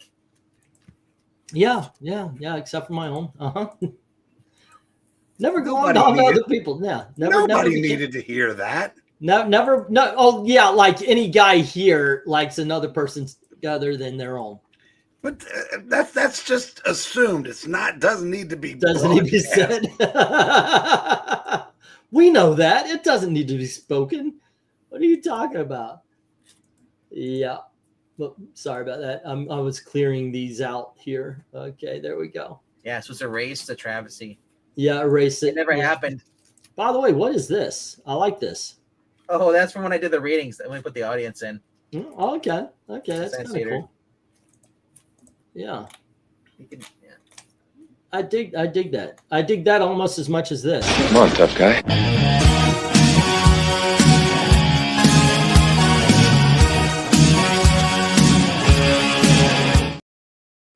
Ah, that never grows old.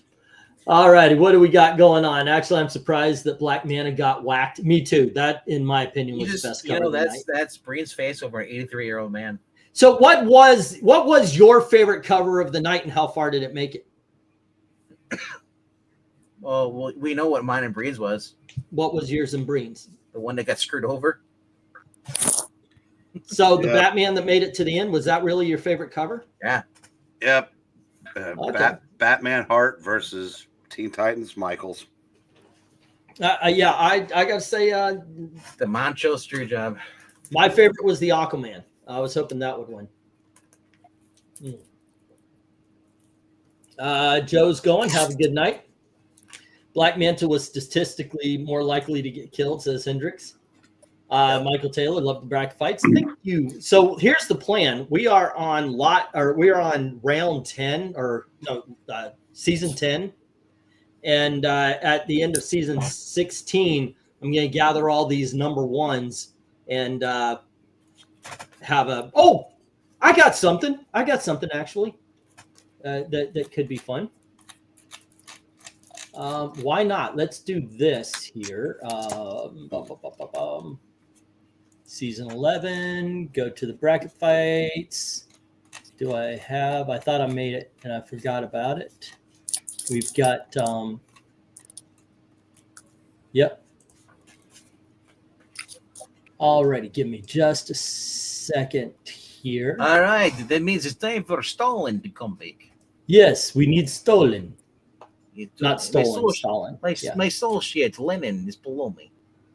Yeah, the show's not over yet, kids. We have one more. I think I'm actually surprised I didn't announce this earlier before a couple of people jumped ship, because I think that would be cool. But that's fine. Well, I mean, all they heard was the eating on the ships. They had to leave.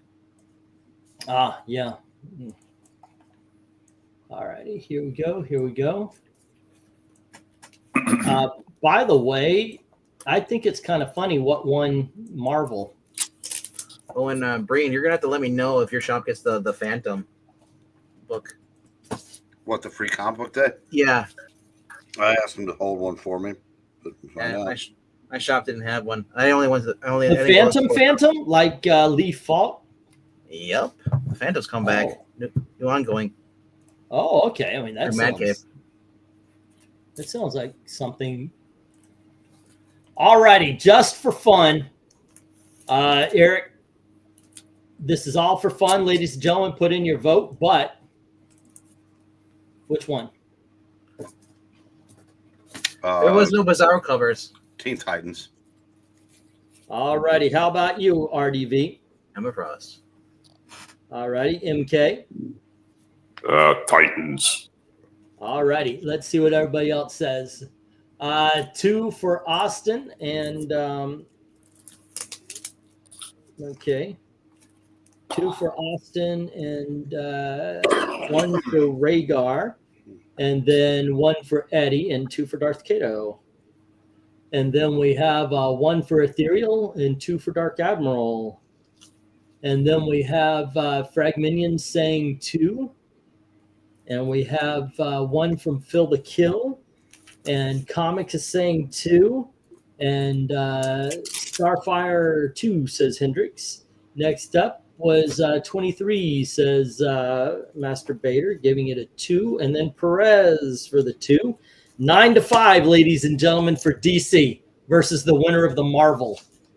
I thought that would be kind of fun. Like I said, not a serious thing, but I just thought it would be fun to see which way you guys go on that one. And then I was looking, I was like, wait a second, Cheesecake won both villain months. All right, so go on ahead. No. I was saying you should do now bonus round, Billy Joel versus Elton John. You know. Oh, no, I'm kidding. I'm kidding. Wait, in a mud wrestling contest? Oh yeah, no. Just see who everybody would vote for. Remember that that's like the biggest debate we've had. I actually saw this as a concert. The mud wrestling concert? On TV. I unfortunately couldn't see it live. Billy Joel versus Elton John. Damn. Here's the thing. I like Elton John a lot, but I own all of Elton John's albums. Liberace versus Elton John. There you go.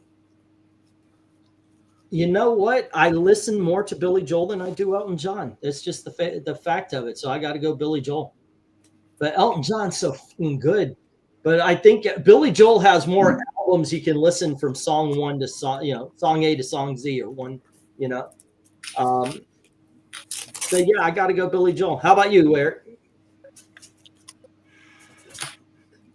I don't know. There's a lot of really good Elton John records in the 70s. There are. That's why I think this comes in where it's like favorite versus best. Like I think Elton John is probably and Bernie Taupin are a better songwriting duo than Bill. Like I said this about another band. I think I enjoy Billy Joel like more songs from them, but I think the best songs would come from Elton John. I think he would have more in the top 20 than Billy Joel did. I wonder which one was more commercial, right? As you said, was it more Billy Joel at certain points and then Elton John, right? It might have been. I think one of you brought that up. You bring up a point with that. Well, here's the thing. Elton John kind of made a comeback in the 90s, but in the 80s, he was not very, but Billy Joel, ran the 80s. He was a really... I would say Billy Joel was more commercial because he definitely went for mass appeal. I mean, Uptown Girl. I think he made one of his records. I don't think he played his piano on it. He only played his piano? No, I don't think. I think there's an album he didn't even play his piano. Yeah, I'm trying to remember if there's that much piano on Glass Houses. It must have been that one because I'm thinking through the 80s and you got Where's the Orchestra on Nylon Curtain. There was actually a song called My Baby Grand on the bridge. Yeah, I don't know, but oh my gosh, but what is it? What is the one, the big one? Brenda and Eddie. It had Doesn't Stranger. Yeah, that's possibly the best song between the two of them, in my opinion. But I don't know. Let's see. Was there a Poison Ivy Bizarre? We never did a Bizarro cover ranking. Yeah, Poison Ivy went up against Brainiac. No. How bizarre! Yeah. How bizarre! Yeah, a Good Night Saigon or Say Goodbye to Hollywood or his Good Night Saigon is an excellent song as well. Yeah. And I think the actual song Piano Man is incredible. Yeah, the one that is getting me on the album Piano Man, there's a song called Traveling Prayer. And it's a song. It starts off with a stand-up bass, boom, boom, boom, boom, boom, kind of like in a. Okay, and I was not Piano Man, Captain Jack. Captain Jack's great. Yes, yeah, I made a CD for myself. I call it Not the Hits. It's all the songs that isn't in that 2-disc thing. And Captain Jack's on that. Miami, what's it? We seen the lights go out on Broadway. That one, such a great. I mean, he's got so many good songs. Yeah, I've got to go Billy Joel on this. I really like that song. If you start putting that thought into Elton John, you can come up with the same. Yeah, probably so. So they're both. I'll put it this way. Yeah, I don't know that I like anything from Elton John past the 70s. But I did like some Billy Joel into like the first half of the 80s. Mm-hmm. But God, the 70s, that would be one of the toughest choices. I don't know that I could make it. Well, my favorite, and now I like, it bounces around a bit, but for the longest time, Leave On was one of my favorite Elton John songs. Tiny Dancer, when it came back out because of that movie, is really good. Empty Gardens is another one I really like. Those are from 1980. It's after the 70s, and all those are excellent. I remember in 1970, I had an 8-year-old kid, Your Song, that basically introduced Elton John to the world. And that's a beautiful song. And I know it sounds crazy that an 8-year-old would actually recognize that he was listening to something great, but I had hippie cousins, and they kind of gave me a little bit of musical background. And as it turns out, I said my brother made a career out of it, but so I mean, and then it just there's this hit at it, and the thing, Elton John's a lot of artists have much better, so many more better album tracks than the hits. They did the powers that be that decided what was going to be hits did a real good job with Elton John's, because a lot of the hits were the best songs on those albums. Yeah, they were. And that's why also I picked Billy Joel, because I think he's got a lot of better album tracks. But yeah, you're right. Elton John's got some great songs, and both of them have two songs that generally everybody think are bad, but for some reason like anyway. One is We Didn't Start the Fire for Billy Joel, and Crocodile Rock for Elton John. You tend to like them ironically, or not bad songs. A little bit shamefully. I don't think Crocodile Rock I never felt that way about. Yeah. We Didn't Start the Fire was kind of, I said Billy Joel was fully commercialized by then. Yeah. But Pressure's that's what I said. I love Pressure. I love that song. Yeah. I like that song. What is it? The one where about the fisherman that I can never remember, something about Alexa or something. My Downeaster Alexa. That's his daughter's name too, I think, if I'm not mistaken. Alexa Joel, I think. Yeah. Tell my wife I'm out trolling the Atlantic. Yeah, that's one. Yeah, I like that song. I don't know. Just feels emotional, And I'll soon be back with Swordfish in Heel or something like that. I don't know. I used to know all these songs, but yeah. Yeah, that's crazy how you memorize some of the lyrics. So many songs. We had to do a class project on We Didn't Start. It's not a great song, but it's a very monotone song, because it's all same tone, same everything. Then it does. We Didn't Start the Fire. Then it's back to that same. Yeah. That was in 9th grade honors history. We did that project. We had to research all the references. Let's see. Some people are more creative with cocaine than others. It was a race. Yeah. I don't know. I remember Crocodile Rock being a big song, and then I didn't really pay attention. Then all of a sudden, I'm still standing better than I ever did. Yeah. Oh, yeah. Yeah, I'm trying to think if Elton John had a song that's stupid. Right. What is He did something with Eminem years back, I remember. Yeah, by that time I don't count. That's just anything they did would have been recent enough to be with Eminem. I put in the Marvel 2013 to present column. Yeah, that's true. Yes. Billy Joel went orchestral, excuse me. He actually said, he says, "This is my last album. It was the one with River in the Night, or in the middle of the night, I go walking through.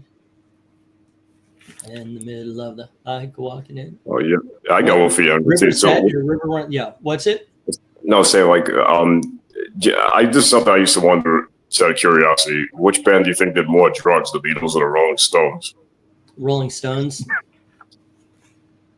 I feel like the Yellow Submarine album, like I don't know what they were on, but they had to be on some serious. What's his name? Lead guitar. I can't think of the name. Lead guitarist of Rolling Stones. All he's famous for is guitar and doing drugs. Yeah, but that's Keith Richards. Keith Richards. Thank you. Keith Moon kept popping into my head. But that's because he he killed himself through drug use. Yeah, Keith Richards somehow didn't. Yep. But the Beatles did a lot of all of them did a lot of drugs in the second half of the 60s. And yet that's where they came up with their best shit. Yeah. I mean, I love, don't get me wrong, I love the early Beatles. You know, She Loves You and all that kind of stuff is really good. But The Long and Winding Road is a poem set to music. It is a beautiful, beautiful song. The Stones. I mean, I flat out like the Stones' music better, but the Beatles just did one masterpiece after Governor piece after. Yeah, I think you and I have had this discussion about the Beatles versus the Stones before. Well, I think the question was, I said you can only listen to one band for the rest of your life. You listen. I said Stones with no hesitation. Yeah, that's something. I wonder what I mean. Styx is my favorite, but would I pick them? I think so. Yeah. But I like more of the older, not like the first couple where the Rolling Stones wanted to be a blues band, and then they went back and revisited about 50 years later. Not those first couple albums, but they're like 64, 5 on. I really like their stuff, but then the Beatles, caught up, and by I would say like Rubber Help forward. Both fantastic, but and obviously the Beatles are universally regarded as the best of all time. But there's just something about the Stones I just liked a little better. That's understandable. I mean, it's crazy. The last Stones album that I really liked. Seems like yesterday, but it's 36 years ago now. Steel Wheels. Yeah, I mean, I've liked a little bit here and there after that, but 36 years ago now, and they're still going. 36 years. That's 19. We're talking about 1989. Holy shit! Yeah. Yeah. Ringo's got his own band, right? Doesn't he? 1989. I was more into hair metal and all that kind of stuff. So yeah, that's what I was listening. 1989. Two of my favorites. Two of my favorite angry punk new wave guys from the 70s made not comeback albums, but both made albums that I actually liked the most since for like 10 years, and they're still doing stuff 36 years later. But Elvis Costello isn't angry anymore because he's married to Diana Krall. You can't be married. You can't be angry if you're married to her. Let's see. He made a classical album. I'm looking up 1989 albums. Doodle by Pixies, Disintegration. We are not off to a good start. Yeah, we are. We're off to a fantastic start. That's too horrible. Paul's Boutique by Beastie Boys. Okay, now we're talking. Hold on a second. That was good. You, to quote Booker T, tell me you didn't just say that. What, the Beastie Boy, Paul's Boutique? No, the first two are horrible albums. You know I don't like The Cure. I'm very open about the fact that I'm smart when it comes to The Cure. The Pixies too. Yeah. What song they have? God. Gigantic's better than any song. Anyway, but you hate The Cure, huh? Yeah, The Cure sucks. They don't. See, De La Soul, The Real Thing by Faith No More. Okay, Full Moon Fever by Tom Petty. That's one awesome in 1989. Let's see, Like a Prayer by Madonna. Pump by Aerosmith. That was good. Yeah. Cosmic Thing by B-52s was good. Dr. Feelgood from Motley Crue was good. Let's see. The Miracle by Queen was awesome. That really was an awesome album. I'm just going through these real quick, what they're showing me. Not the best. I mean, Skid Row was okay. Wasp's Headless Children was Trash by Alice Cooper. I never say a bad thing about Alice Cooper. Journeyman by Eric Clapton was good. Yeah. Cool. So Englety, if you had to listen to either The Cure or REM, like say someone had a gun to you, REM, Ari, spin him every day, twice on Tuesdays, and you guys, I'm just curious. Fucking no hesitation whatsoever. The Cure is the Cure's that band I just don't understand the appeal to. I never got into them, just not Not my thing, man. Seriously. God bless you if you like them. It just isn't gonna be. Oh, Hooked to the Extreme by Vanilla Ice. I'm just kidding. No. But Seriously by Phil Collins was good in 1989. Stormfront by Billy Joel. The Great Radio Controversy by Tesla was good. Night through. What was the Elvis Costello record? I'm having a brain cramp. I'm trying to let me see if I can. But Joe Jackson's was Blaze of Glory. I know that. I haven't seen it Blaze of Glory so what? far. Shot down in a blaze of glory. No, the good one. Nah, what are you talking about? I love Bon Jovi. That is awesome. Oh, Girl, You Know It's True by Milli Vanilli. Best album of the year. Just kidding. Batman's by the Prince album. Spike by Elvis Costello. Thank you. Yeah. Couldn't remember that. Let's see. Dirty, Filthy, Stinking Rich was good. That was by Warrant. Mother's Milk was good by Red Hot Chili Peppers. Seed of Love by Tears for Fears, their last good album. Twice Shy by Great White. The Biz Never Sleeps is a fun rap album. Let's see. Everything by the Bengals was okay. Iceberg, Freedom of Speech. Just watch what you say from Ice-T. If you get a copy of, I think that was the one with Cop Killer. If you get a copy with Cop Killer, it was pretty good. Let's see. I'm trying to see what I do recognize. It's been so long. Sleeping with the Past by Elton John was a decent album. Slip of the Tongue by Whitesnake. Oranges and Lemons by XTC was also good. Wait a minute. What did you say? Oranges and Lemons by XTC. You said that was good? Yeah. You didn't like it? All right? You didn't like it? No, I love it. That's it, but you have no taste. So how's it that you like? Yeah.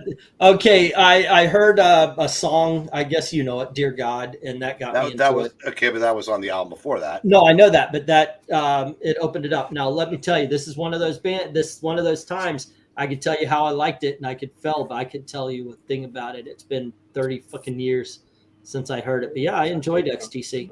No, so yeah, Skylarking's in my all-time top 10, and English Settlement is in my top 20.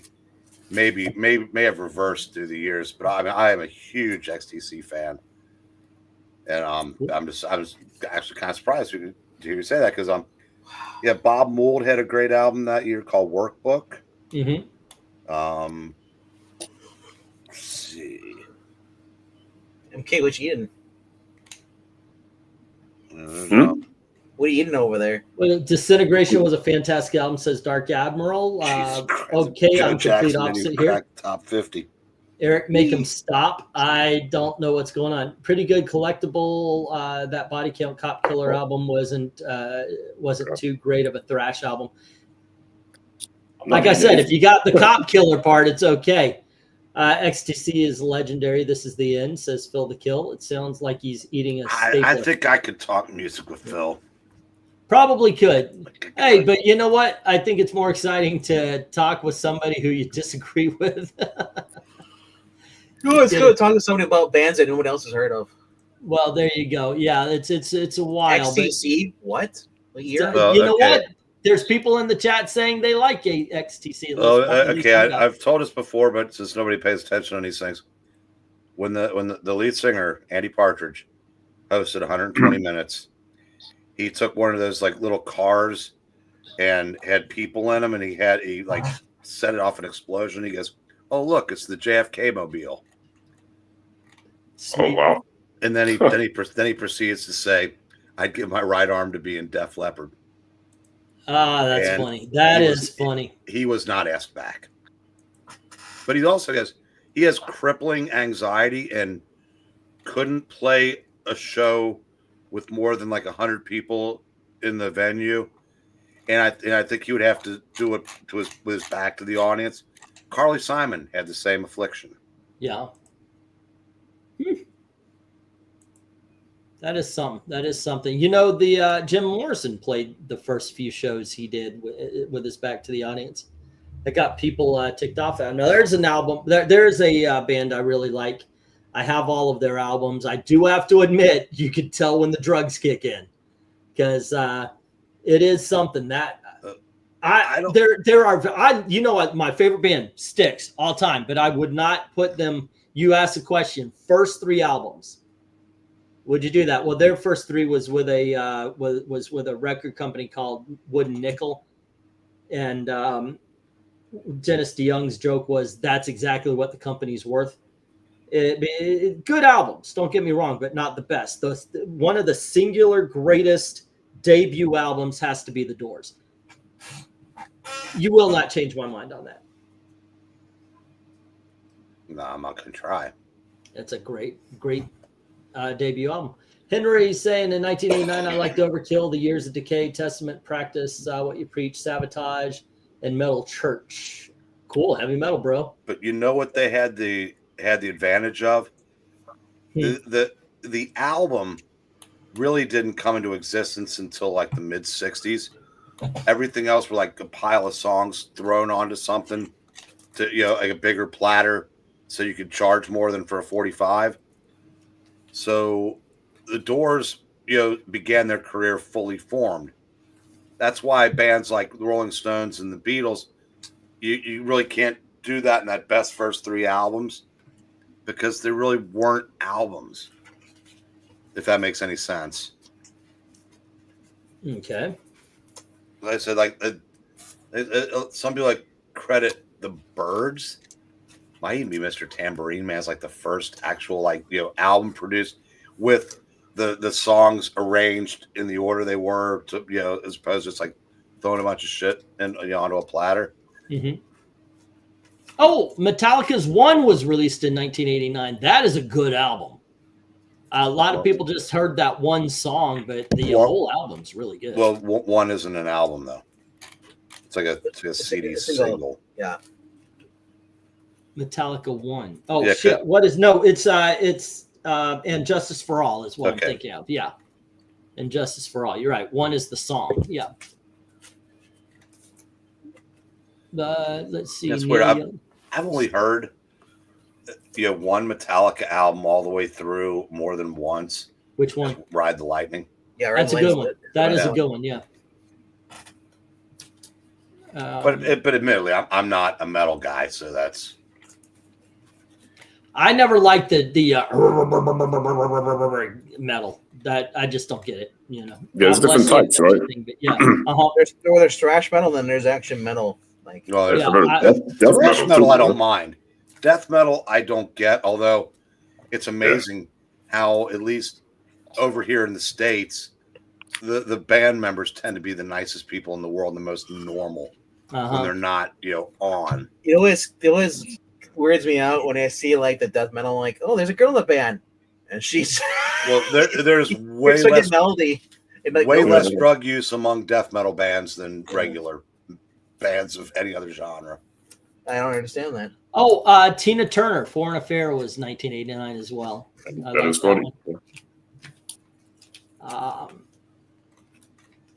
Yeah, What's love got to do with it? That was in the 80s. That was what got me on to Tina Turner. Being a young person, I didn't have any. Oh, UHF by Weird Al Yankovic. Yes. Got to include that in the list of good stuff.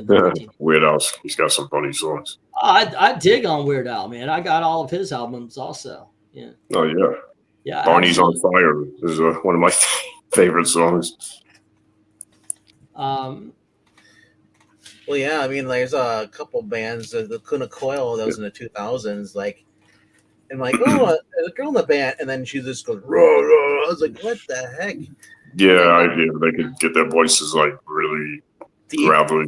Yeah, it's just like, it almost seems like they're using distortion on the microphone. I know, right? Ladies.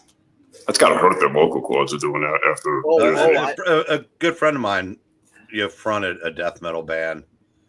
And you definitely have to prepare for it, and it definitely takes a toll. You can't talk for the rest of the day. There was some famous lady singer. I can't remember her name within the past 10 years. She had to have surgery. She had polyps on her vocal cords. I just can't remember if it was. I don't think it was Dolly Parton. I don't think it was her. It was somebody else. Just can't remember who it was. Let's shift gears for a second. Why does an animal sleeping on a comfortable recliner. Jump off of the recliner, take 2 steps, and then go to sleep on the floor. Because it's cooler down there. I don't know if it's this time of year. If it is, it has to be something like that. But it's carpet, so it's not, it's not like on a tile or. It's just it's kind of fascinating. It's like, or is it just sheer laziness? Yeah, they jump off the thing and go, yeah, I can jump back up there. I can just plop down here. Yeah, I guess every cat's different. My friend's cat used to sleep on the sofa. So what do you have next? What is your next musical question? No, Shania Twain. Talking about her. Before you guys mentioned favorite Aerosmith song, I couldn't decide. Breen said "Dream On." My pick is "Seasons of Wither" is really good as well. King and Queens. I think it's off the same album as "Seasons of Wither." I think that's "Get Your Wings." Is really good as well. I know. I mentioned. Oh goodness gracious! What is it? It's off of Toys in the Attic. Dun dun dun dun dun. Adele had surgery. So did Shania Twain and Miley Cyrus. All 3 of them had surgery. The hell is that song I'm trying to think of? Starts with an S. Sweet Emotion. Sweet Emotion's probably my favorite. Yeah, Dream On isn't my favorite Aerosmith song. We were talking about like the first couple albums, but I mean, I like probably 7 songs on Toys in the Attic more than that. Yeah, I just think that album. Rolling, but I think that's on Toys in the Attic. Aerosmith albums. Do they pass your 3 album test? They'd be a candidate for, not for me because I'm not as nearly as big a fan of the first 2 as I am Toys in the Attic. Aerosmith is really good. So is Get Your Wings. I think those are 1973, 1974, 1975 is Toys in the Attic. They pass. I'm just saying it wouldn't be a candidate for me because Toys in the Attic was released in 75. 1975. Yep. Must have been very late 75 because it has Toys in the Attic, Adam's Apple, great in song, Big 10 Inch, great song, No More, No More, great song. Only Uncle Sock told me a story about the lonely lady. She Walk This Way, Sweet Emotion, and Round and Round. There is not a bad song on that album. No. That's a pure album right there. You open up with Aerosmith, first album. You've got Make It, great. That's a good song, not a great song. Dream On, excellent. Mama Kent, excellent. Moving Out, pretty good. Somebody, you kind of hit a wall on that. One Way Street is fine. Write Me, Walking the Dog brings it back up. So they've got 4 excellence and 4 good. So I wouldn't call that a pure album of theirs. Shit.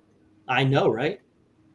I think it came out in early 75. And then Get Your Wings, same old song and dance, excellent. Spaced, damn good. SOS, too bad. It hits a wall. Seasons of Wither, that's a 5-star. Lord of Thighs is probably a 3.5. Woman of the World, another 2.5. Train Kept a Rolling as a 5-star. Pandora's Box is a 5-star. So yeah, out of those, Toys in the Attic is the pure album. Like every song is a banger. Okay, Rocks came out in 76. It's cool. At least death metal was invented in the USA. Gord, what's that worth? Death metal, Cookie Monster vocals, Can't Take It, brutal. Yeah. Melodic heavy metal and hard rock. And nothing else matters. Never mind. The whole album is awesome. Every song. You go, Black Spider. I think Eric agrees with you. Let's see. I seen Lucana in concert, seen Kill Switch. Disturbed was cool in the 2000s. Terrible Ray. Let's see. Decades ago, my friends and I were at the rock bar with some drunk guy thought one of us was Weird Al Yankovic and bought us all drinks. Awesome. IKUWU is saying Miley Cyrus is awesome. Okay, I don't know. It just said Miley Cyrus. I don't know. Yeah, didn't your friend go in the bathroom with Judas Priest? What? Top Aerosmith albums. Toys in the Attic. I disagree with you on Rocks. God bless you, Henry. Tell me about you guys. When you were hanging with Rob, one of your buddies was in the bathroom, and the guy from lead singer in Judas Priest came up to him. Oh, Todd, our friend Todd, I guess. I don't know. Yeah. I've heard the story. Yeah. Yeah. I wasn't there, so. Is this before he came out? He was gay and stuff. So basically, the guy was just like kind of like leaning in on him. Like it was like, yeah. Well, yeah, Miley Cyrus was mentioned a minute ago. I would never. If I've got control of the turntable, the old expression, I'm not putting in a Miley Cyrus record, but she has the respect of just pretty much everybody in the industry. The Rolling Stones have done work with her.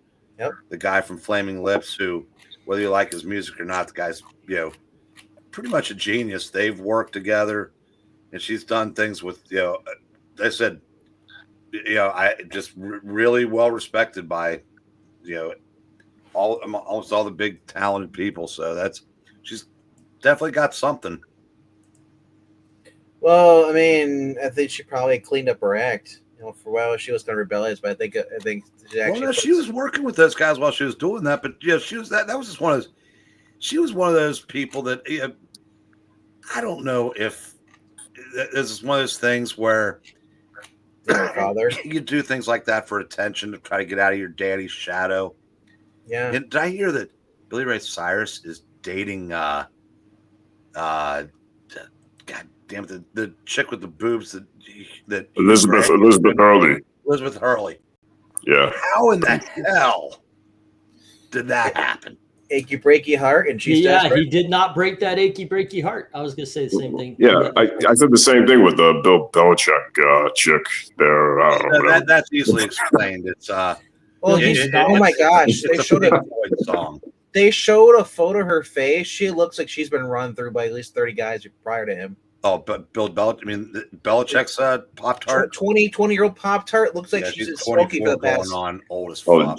Jordan Hudson. Yeah, that's what She probably is doing drugs. But it's all it was making fun of Billy Ray Cyrus, but he had a couple of records after people stopped caring, because whenever your first hit is just a gimmick, it really doesn't matter what you do after that. No one's going to care. He had a couple of pretty decent records. Yep. But it truly wouldn't have mattered at that point. So, do you think he was actually hurt by his biggest hit? Oh, absolutely. I mean, hurt all the way to a giant bank account, because in those days, you had to buy the record. I mean, fortunately for him, that was pre-downloading, pre-Napster, pre-recordable, pre-Spotify, blah, blah, blah. But yeah, it definitely, because I said no one ever took him seriously again. Hey, Angleton, I got one for you about Guns N' Roses or Iron Maiden. Iron Maiden. Okay, Guns N' Roses. That's another. Hold on. Guns N' Roses is another one of those excellent debut albums. But after that they did an EP, which was good. It wasn't bad, and then they did this 2-album thing that literally could have been made into one by cutting out the fat. I bought them both, and it was very clear it did not need to be a 2. Somebody couldn't make a decision. Appetite for Destruction? No, Appetite for Destruction is a perfect album. No, there's not a bad song on it. Isn't Guns N' Lies full length? No. The second one was an EP. What was it called? It wasn't Guns N' Lies. It's the one with Patience on it. It was only like 4 or 5 songs. And the next full album was it was a double album. They released them, Guns N' Roses Blue and Use Your Illusion 1 and 2. There you go. Use Your Illusion 1. One of them was blue and one of them was red. That's where I was going with it. But and then it was the spaghetti incident, and that just hit the fucking wall. And then it was like 13 years later, after they broke up and everything, they come out with Chinese Democracy. I couldn't tell you the name of a song on it. I listened to it once and I was like, okay, I'm out. But that first album, that lasted a year. Sweet Child of Mine became a hit a year after that album was released. That thing just wrote, you want to talk about Ride the Lightning. But Iron Maiden, it's not a pure album, but their first album was great. They didn't have Bruce Dickinson. It was a different singer, but it was a great album. But then they did Killers, and then they did I want to say it was like Peace of Mind, and then Power Slave, and okay. Apparently, they added 4 songs to it, so it had "Reckless Life," "Nice Boys Move to the City," "Mamakin," then "Patience," and then one more. It was about the 1 in a Million. Yeah. Well, I mean, Use Your Illusion 1 and 2 was a cash grab, just like oh yeah, go over the 2 that Lucky Town and Human Touch by Springsteen came out the same day. yeah. You and I differ on him, but after Iron Maiden put out their debut album, which wasn't as good as Appetite for Destruction, at the very least they had 7 or 8 bangers right after that, and Guns N' Roses couldn't do that. They burned out quick. Use Your Illusion. Let's see, 1 and 2. Up Your Nose with a Rubber Hook. Up Your Nose with a Rubber. Yeah, In Your Face. What was it? Get Off My Case, Toilet Face. That was another one that they used. But yeah, nowadays, if there's a big hit coming out, Phil may order 5 copies. Yeah. Use Your Illusion. The industry in the days used to come in these long, tall boxes that could fit, I think, 180 copies of a CD in each one. We got like 2 full boxes of both of those. Just popped them open, and we're basically like handing them out like free drugs at Coachella, because everybody was coming in for both of them. It was just it's freaking licensed. Oh yeah, I bought both of them. I did too. We didn't even bother to put them on the shelf. Literally selling them out of the boxes. Let's see. Right Next Door to Hell was good. Dust and Bones was all right. Live and Let Die was a cover. It was all right. Don't Cry was good. November Rain is possibly their best song, in my opinion. That was all that was, I would actually say, was legitimately. Oh, The Garden. The Garden was good. But then again, it had Alice Cooper on it, and I will never say a bad word about Alice Cooper. I would say Live and Let Die is one of the best covers I've ever heard. And I've heard. You think so? Yeah. My brother makes cover CDs by the hundreds. I mean, I've heard Anthrax doing Joe Jackson. They did what song was it? I can't remember what it was. I always want to say I'm the Man because that's the title of a Anthrax and a Joe Jackson album. Yeah, but it wasn't. It was a different Joe Jackson song. I like I'm the Man, by the way. Civil War is on the second one. That's good. 14 Years is good. Yesterday's is good. Knocking on Heaven's Door is excellent. Let's see. Then it's So Fine is good. You Could Be Mine from Terminator 2, and Don't Cry. Those were the good ones off of Use Your Illusion 2. Yeah, that's what got me to Guns N' Roses a little bit. The Terminator 2 song. I was like, who banned this? Is an awesome song. Maiden has better songs. Run to the Hills, Troopers, Number of the Beast, 2 Minutes, Midnight Aces High. My favorite being Hallowed Be Thy Name off of the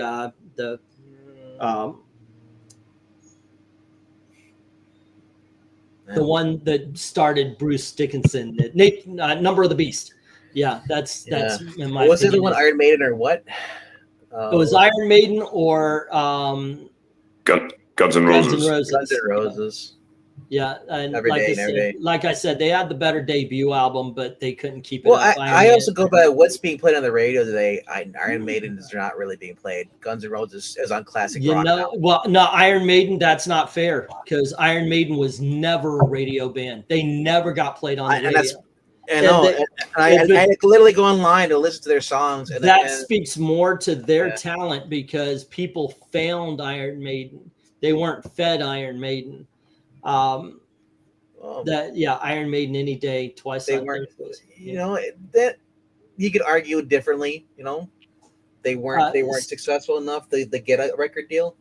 Oh, Scorpion.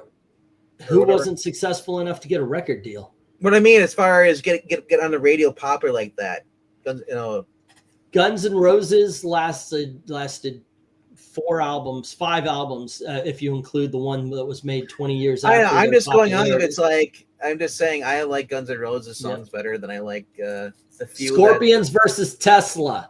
Tesla. I know that sounds like heresy, but in all honesty, Scorpions is a greatest hits band. Tesla actually made music. You know, we still carry a couple Tesla CDs, and some numbnuts came in the store the other day and keyed them. What? Why? That don't make sense. Really? Why would you do that? Really? I mean, to any CDs, but why? Really? Think about that for a second. Oh, never mind. Okay. Yeah, I was going to ask. There's no relation, right? So why would they?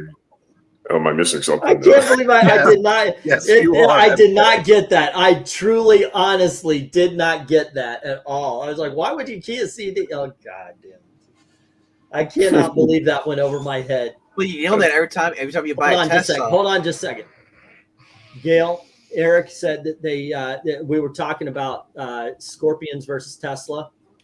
Eric said they actually had some Tesla CDs in their store, but somebody came in and keyed them. You get the joke? That went right over my head. Gail got it. If Gail got the joke and I did not, there is literally something wrong with me. See, I'm not going to say that she got the joke. When was your wedding day? 30 years ago. 31 years ago today, as a matter of fact. It was 30 years ago today. Oh, Gail, we gave her life away. Yeah, it was 30. He goes that Gail gave her life away. 31 years ago, I roofied Gail. She woke up in a basement. I told her if she wants to get out. Slowly. Yeah. I was you, saying, on the other hand, have decided to go the quicker route with me. I was gonna say, if there was a basement, it had to have been in Chicago, not in Florida. That is true. That is true. No, if you build, like I said before, if you try to build a basement in Florida, you're getting yourself an indoor swimming pool. Okay, Henry's got one. Although he's saying it's an MK type comparison. The Who or Deep Purple? The Who. The Who. Yeah, a buddy of mine. Who or Deep Purple, honey? Yeah, I'm not crazy. No, I'm joking. Yeah, she says The Who also. Guns N' Roses or Iron Maiden? That's my wife, kids. How about Metallica and Iron Maiden? Beatles or Rolling Stones? Beatles. Yeah. All right. Yeah, a buddy of mine that's been a regular at our store for 40 plus years.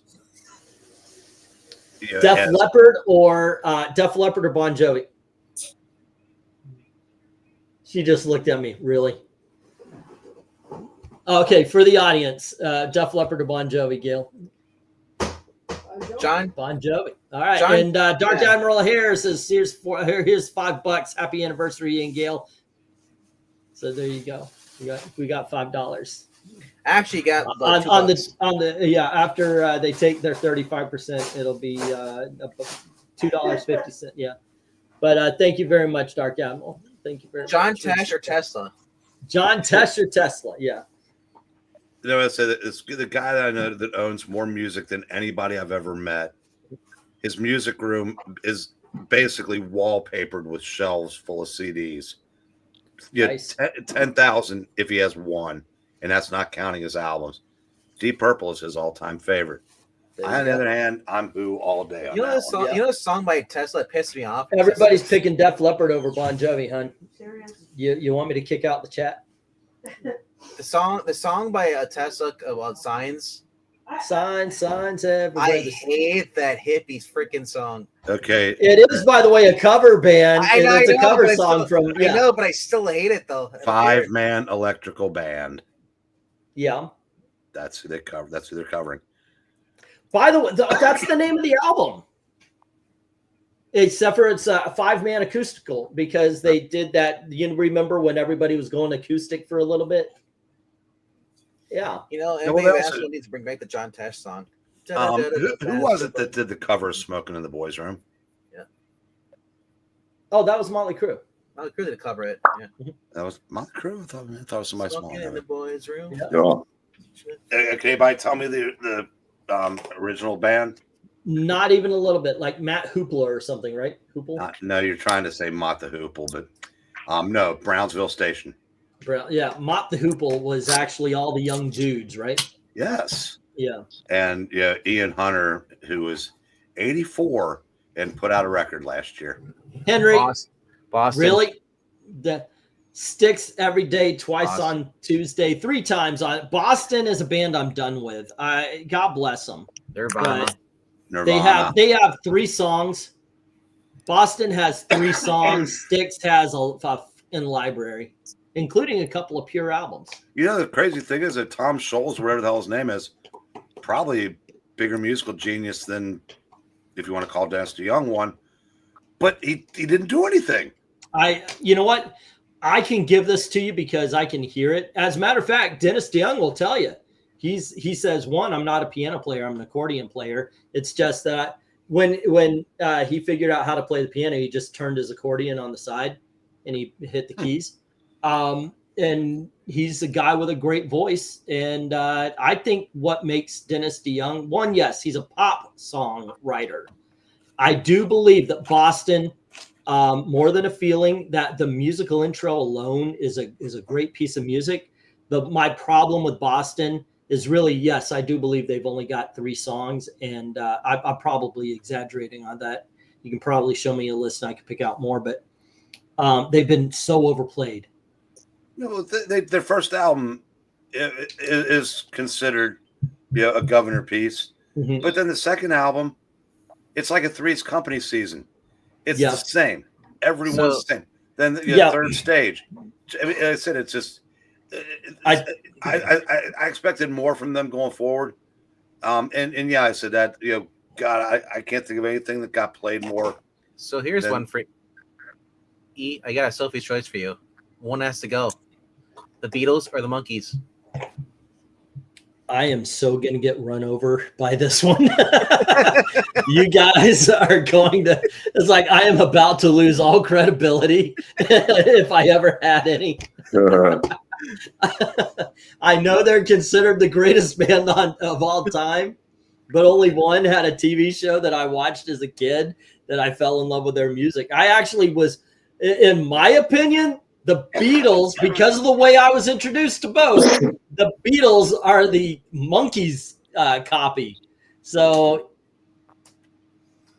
I go with the Monkees, kids. I do. I've got, I bought the, I've got it on my computer now. I don't have the CDs anymore, but I bought those. I'm doing this because I bought the, they put out these CDs, which was everything. Like if it, the Monkees, more of the Monkees. And it wasn't just the songs, but everything that was recorded to be on the album as well. All the demos and all that kind of stuff. Even the advertisements were on these things. I've got them on my computer now. I don't have that for the Beatles. I have all the albums, including Let It Be Naked. But I got to go with the Monkees, man. They're just awesome. They're just awesome. Andrew's like the Beatles. Tom Scholz was electrical engineer. His claim to fame was his sound technology. It was Boston's sound that gave them fame. Alice in Chains for Henry. My mom took me to see them in Astro. Oh, wait, what? Oh, Micah is picking the Monkees. It's the right choice. The Monkees are for real, says Phil Gill, and Henry says the Beatles. Obviously, I know most people go for the Beatles. How about you, Eric? I would have to keep the Beatles, but not by it's. I know a lot of Monkey songs I really, really like. They're a very catchy band. They really are. Last Train to Clarksville. Okay, so Last Train to Clarksville, by the way, was the very first Monkey single. It was actually released before the TV show came out to sell the TV show. They had no idea it was going to be the huge hit that it was, and of course, that's what led or helped to lead to the Monkees being successful, is because people wanted to watch the band that made this great song. Holy crap! Oh wow! You're Shrevey from Diner. I could tell you that it was on each record on the back and flip side when it was produced. There were liner notes. Also, I got these 2 box sets of DVDs for the Monkees. It came in like these boxes that look like records. And when you pulled it out, every DVD was one of the Monkees records. It was the cover of the album and everything. And they had this big book. I've watched the documentaries. I watched that shitty VHS or VH1 movie that came out about them, Daydream Believers, I believe it was called. By the way, somebody did a retrospect about musicians who died, and they talked about Mike Nesmith, and they showed a picture of the actors from Daydream Believer, the VH1 movie. And I must admit, I had a great time there because of the TV show, and keep the Beatles best band of all time, says Micah. There you go. There you go. Let's see. No to think us, bro. Alice in Chains easily trumps Nirvana. Most people do. But in all honesty, I agree with Eric on this one. I'm not a Nirvana fan. I heard their albums, didn't glom for me. But I would still pick them over. Man in the Box, is that Alice Chain's big hit? Wasn't that the Walk Right Through the Door? We walked right through the door. That one. You guys entertain the troops. I have to hit the head real quick. Yeah, sure. Welcome, Big Stolen. Yes. No, I think Nevermind is almost a perfect album. Is that the one with the baby? Yeah. Yeah. Bleach has a lot of indie cred. That's just a whole lot of noise as far as I'm concerned. But it obviously set up what they became, and I thought In Utero was really, really good. But the other thing is, we'll never know what they would have been had Kurt not eaten his gun. Well, I was saying you never would have got Foo Fighters, and then you never would have got just all the other bands. Well, Foo Fighters are good. I'm just saying, eventually, it might have happened. Who knows? I think I think that you still would have gotten something like the Foo Fighters. It would have been later on. Yeah.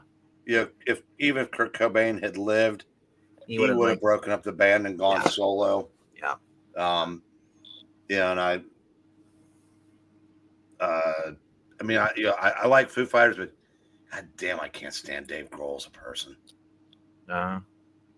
I mean, he makes Mark Hamill look like an ardent Trump supporter. I don't really pay attention to what he says, so I'll take your word for it. If he's saying shit about there, be a liberal. So I was going to ask you guys. He goes out of his way to do it, and that's where I kind of have a problem with people. Yeah. Yeah, he's vocal. Well, he's a singer. Oh. Yeah. How about Filter? You guys ever listen to Filter at all? Hey man, nice shot. I wouldn't have Filter if they came in and started playing. Hey man, nice shot. Yeah, that song was like everywhere in the 90s, man. The other one was. Do you want to take my picture? Because I won't remember. Yeah, when I first heard that, I'm like, just mind-boggling how it's the same band. I know, right? Because I remember I got the CD for like free, and I was like, "What is this band?" I Filtered, and I'm like, so then years later, I got like the internet, and so I was like, "Hey man, nice shot." Wait, that's Filter too? Holy crap! Yeah, I used to some Nine Inch Nails too a little bit, But I mean, never cared for 9 Inch. Jane's Addiction, man. That was another band I did never understood like how that was even a band, because they were having problems when it first formed, and then that guy was a couple years ago. The lead singer was hocked up on it was on acid or something. I don't know. Apparently, like the aftermath of the thing is he thought that the bassist or the lead guitar was actually playing louder, and he claimed that he had problems singing. So so he was pissed off, and that's why he just started having a bitch fit in the middle of like the song. So which band is this now? Jane's Addiction, because they came back for a tour. They went for like 4 months. Okay. It was supposed to be, yeah. Gotcha. I was gonna. Have you ever heard of Queensryche? Queensryche has one of my favorite songs of the I guess it would be the 90s. Oh yeah. Silent Lucidity is what it was called. I love that. The guy has a great voice. Great voice. I think I did go to them. City Woman. That one too. I mean, but really, it was Silent Lucidity that hit for me. Yeah. Okay. So here's something: a band that's considered great, not a good band, maybe not even your favorite, but a band that's considered great that you think they got a handful of songs, or maybe that one. In my case, I would have to say they've got one song, one album, and a spattering of songs. Because what made me think of it was Pink Floyd. Well, I don't think you're right about Pink Floyd, although I agree with you. I don't particularly care for much of what they've done. But we are so much in the minority on them. 2 albums. Well, my favorite's the first one. I was a Sid Barrett guy. Yeah.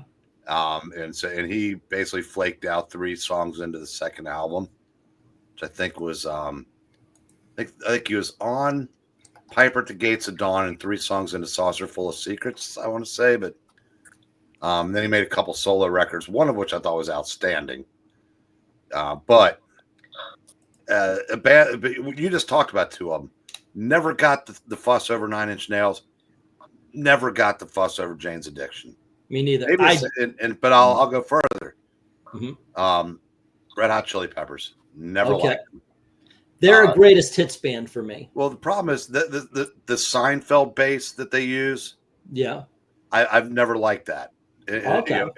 Bands that like that eliminates Primus from me thinking anything other than that they suck. And what are you doing? I may have to go to 3 because I just looked at the Wish You Were Here. I thought that was a 1-song album, but no. It's got Shine On You, Crazy Diamond, Welcome to Machine, and Wish You Were Here. And you know that song was a tribute to Sid Barrett. Oh, okay. And Wish You Were Here is one of my favorite songs of all time. Like if I were to put a list. Now, I tell people this. When people say greatest songs of all time, that could be a list of 1,000 songs. I mean, over your lifetime, you hear tens of thousands of songs. So most of them just pass by or they're okay or whatever. But yeah, but the Dark Side of the Moon is good.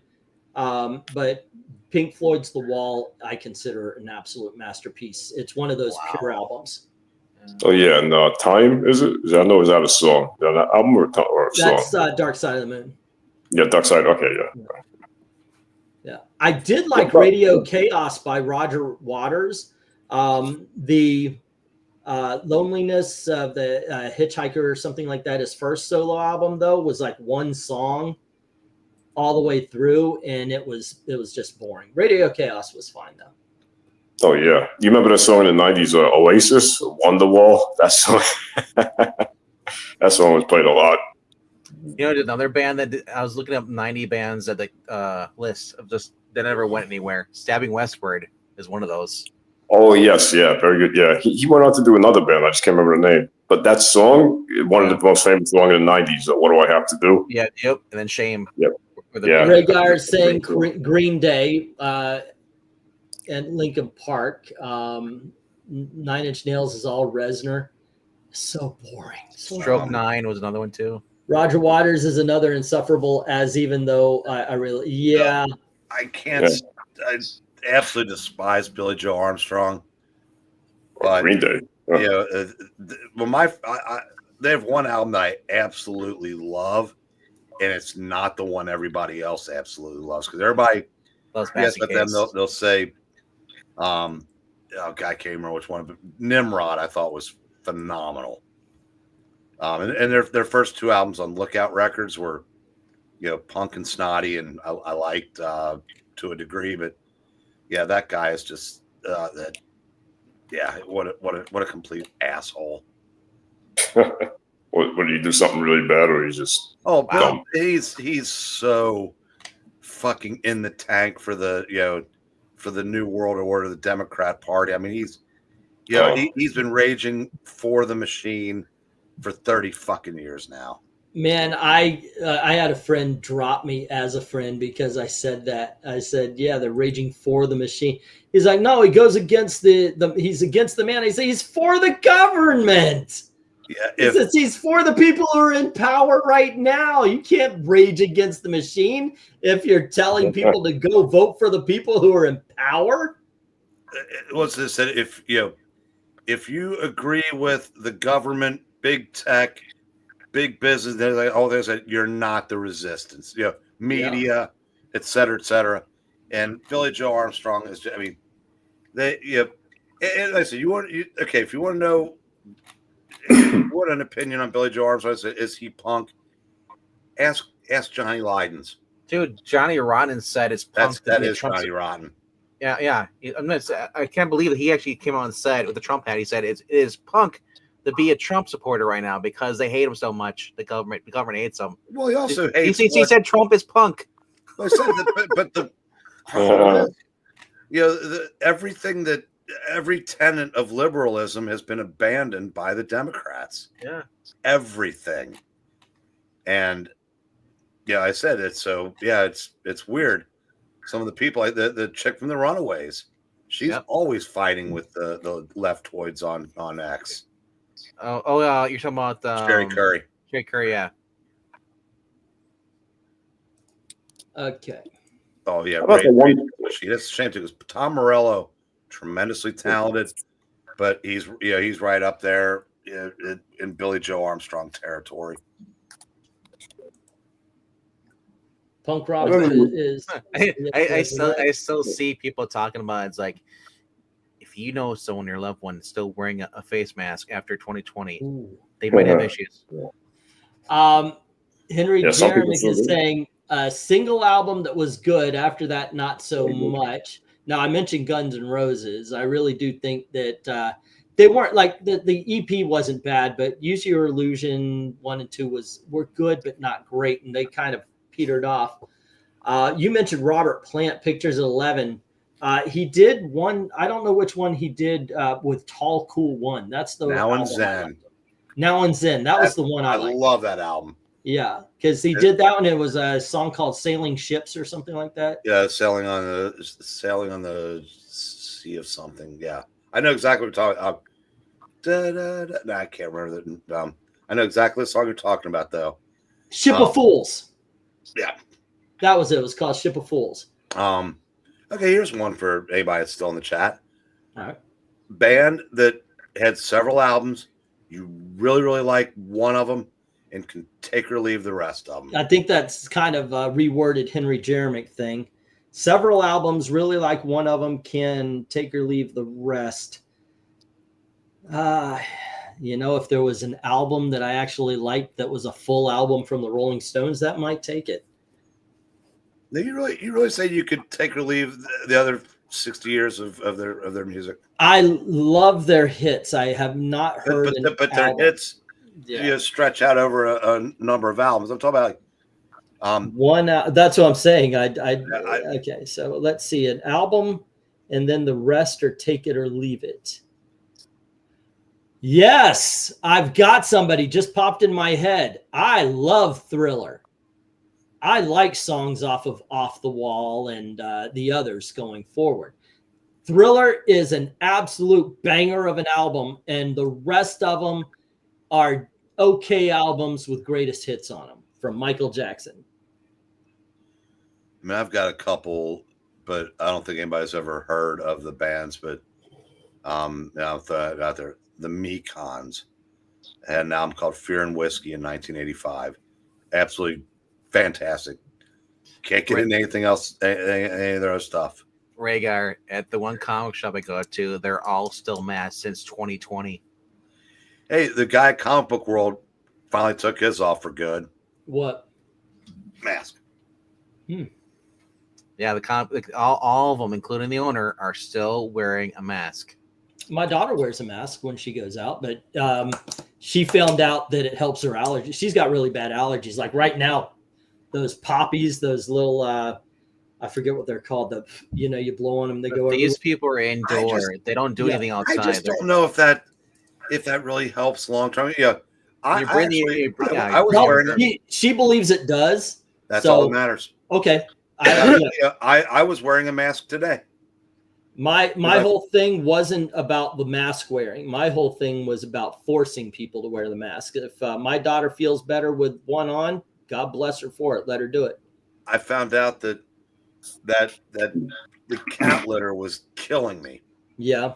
So I put the mask on for that 1 minute. I'm scooping it out. When you're scooping out, you have to wear it because you bring that. It's all limestone. Right, dust. and so and then as soon as I walk away from it, the mask goes right back off. But yeah, I mean, my buddy brought some over and he said, "You're gonna want to use these." I said, "I'll be fine." Like 2 days later, I said, like 3 lungs coughed up later. It's like, I got another. I think that Hysteria is a great album. No, actually, it's a great album, but I think the other no, they have Photograph. Never mind. I was thinking Def Leppard was another one of those. Oh, yeah, but I don't think so. They've got Photograph. Yeah. Actually, I had one for you when you went to take a break there briefly. What was it? Oh yeah, Simon and Garfunkel or Mamas and the Papas. Simon and Garfunkel. Let me think about it a little bit. Look, I love the Mamas and the Papas. I've got their, but once again, greatest hits album. I've got their 20 greatest or whatever it is. Love it, but that's it. I've heard that's it. I've heard a couple of their actual albums, and they're good. I mean, they're songs that they're better than the songs that are on the best of whatever. But Simon and Garfunkel, they are the what's the standard bearer for that kind of music. So Simon and Garfunkel a while back released a box set, which is basically all of their studio albums. If you played one and just kept it running through, I would not miss a beat. I would sing along with it all. I would not miss a word. I would not miss a beat. Simon and Garfunkel every day, twice on Tuesday. Elizabeth, Simon and Garfunkel or Peter, Paul, and Mary? Best song from Simon and Garfunkel. It's actually Mamas and the Papas. Actually, Elizabeth goes a little bit deeper. I Am a Rock is a great song, but He's My Brother. Yeah, that was a song that they used to sing right along. And I'll guarantee you that not 3 people in this chat. Yeah. I would bet 3 people in this thing might know that song. I'd have to hear you. But he was my brother. I forget the words. Yeah. Box is a great song. Yeah. The Box. There you go. Fantastic song. Another Sophie's choice. The Monkees or the Beach Boys?